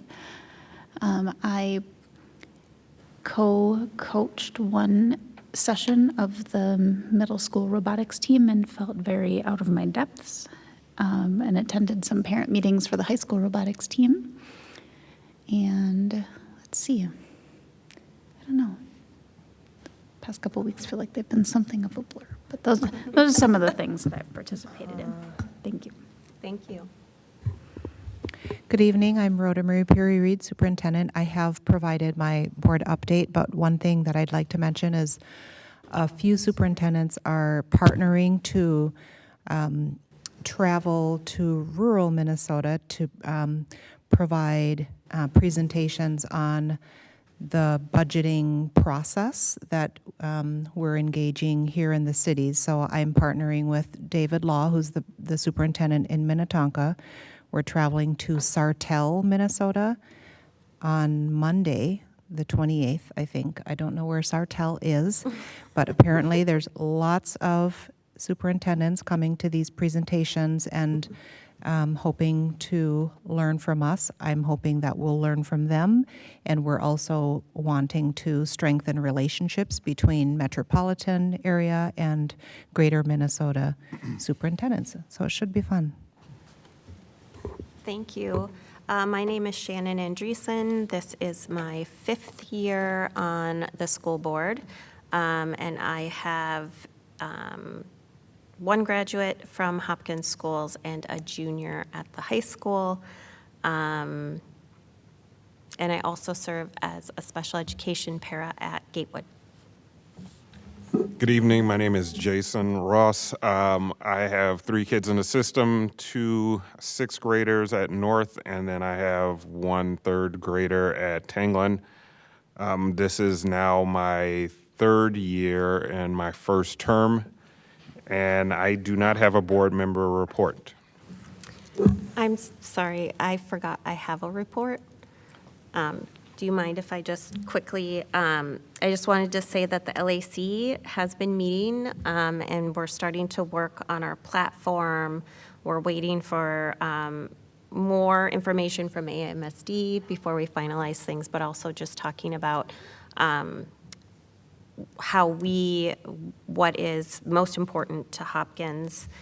We did meet with Cabinet, and also talking about how can we get in conversations with the community members that we hear from less often than others in order to inform our advocacy at the legislature. So Director Roper and Treasurer Heartland and I are working with community members to make that platform meaningful to our families and our community in Hopkins. So, and then I am also working on getting a professional development session for us as a school board around school finance. And I'm meeting with the person who did a training for Education Evolving that I went to, and she's amazing. And I wanted to make sure that if any of you have specific topics or things that you would like covered in school finance, which is a very complex topic, she gives great context about the history and then goes into how it works specifically in Minnesota. Please just shoot me an email. I'm meeting with her tomorrow. So just let me know what you would like covered, and I can talk with her about that. So that's it. Hi, I'm Jiming Zhao. I'm in my first year on the school board. I've got 2 kids in the Xingxing program in the 4th grade and 1st grade, and I do not have a report. Hi, I'm Dr. Jen Westmoreland, she, her. I'm in my 7th year on the school board. I am a proud graduate of Hopkins Public Schools, and I have an 8th grader at West Middle School who is now a self-taught harmonica player, and I could not be more proud. I was serenaded in the car. I didn't know they had taught themselves to play the harmonica, but they had, and they just started playing in the car. And I almost drove off the road. I was like, what is happening? And so, you know, like parenting, it's a journey. I have been working with leaders at the county level, at Hennepin County, to increase resources for school districts to implement restorative practices. So of course, I'm there with my school board member hat on, advocating for resources for Hopkins specifically, and then also acknowledging the larger context that a lot of our school districts really need support. And there are some phenomenal community groups who are doing this work really effectively, and we need to channel resources to them. So a lot of leaders are talking about youth and wanting to engage in prevention so that youth don't participate in high-risk activities that could be harmful to themselves and others. But there doesn't seem to be a sense of urgency around putting resources toward that. And we in school districts know how important that is. So I just continue to be a voice at the county for that. So I attended a fall festival in North Minneapolis. I've been spending quite a bit of time in North Minneapolis, and I often run into Hopkins School District families. And it's a great way to get to know people, understand the experience that families are having in our district. And the event that I was participating in over the weekend, there was a coat drive, a winter warm wear drive, and there are so many new arrivals coming to our community who need resources, especially as the weather gets colder. So a way for folks to participate in that resource provision here in our community through Resource West. Resource West is doing the annual winter warm wear distribution right now. And there are still some needs there. Really the best way is just to donate to Resource West, and then they can figure out, you know, what they need and what to spend that on for the winter warm wear. But that is going on right now, and I'll be over there tomorrow. I think that's it. Thanks. Thank you. Chair Andreessen, I forgot to say something in my update. So I've been following the recent food recalls that have been happening. There's just been tons of it, like 10 million pounds of prepackaged meat and all, and from like some of our favorite stores like Trader Joe's, and that I'm saying that because there was an article that said that school districts may have received some of this meat. So it might be really good to check in with our nutrition services just to make sure that we're following those recalls, because it's a high level of listeria that's in this meat and this deadly bacteria. So I would hate for any of our students to be contaminated, but I don't know if any Minnesota schools are on the list, but it's just really worth checking into. So just wanted to make that note. I'll let her know. Yeah, thank you. Anything else? I would look then for a motion to adjourn. So moved. I have a motion. Is there a second? Second. I have a motion and a second. Any discussion? Seeing none, all those in favor, please say aye. Aye. Any opposed? We are adjourned at 8:54 PM. Thank you, everybody, and thank you, Iris, for staying for the whole thing. Thank you. It's a long meeting.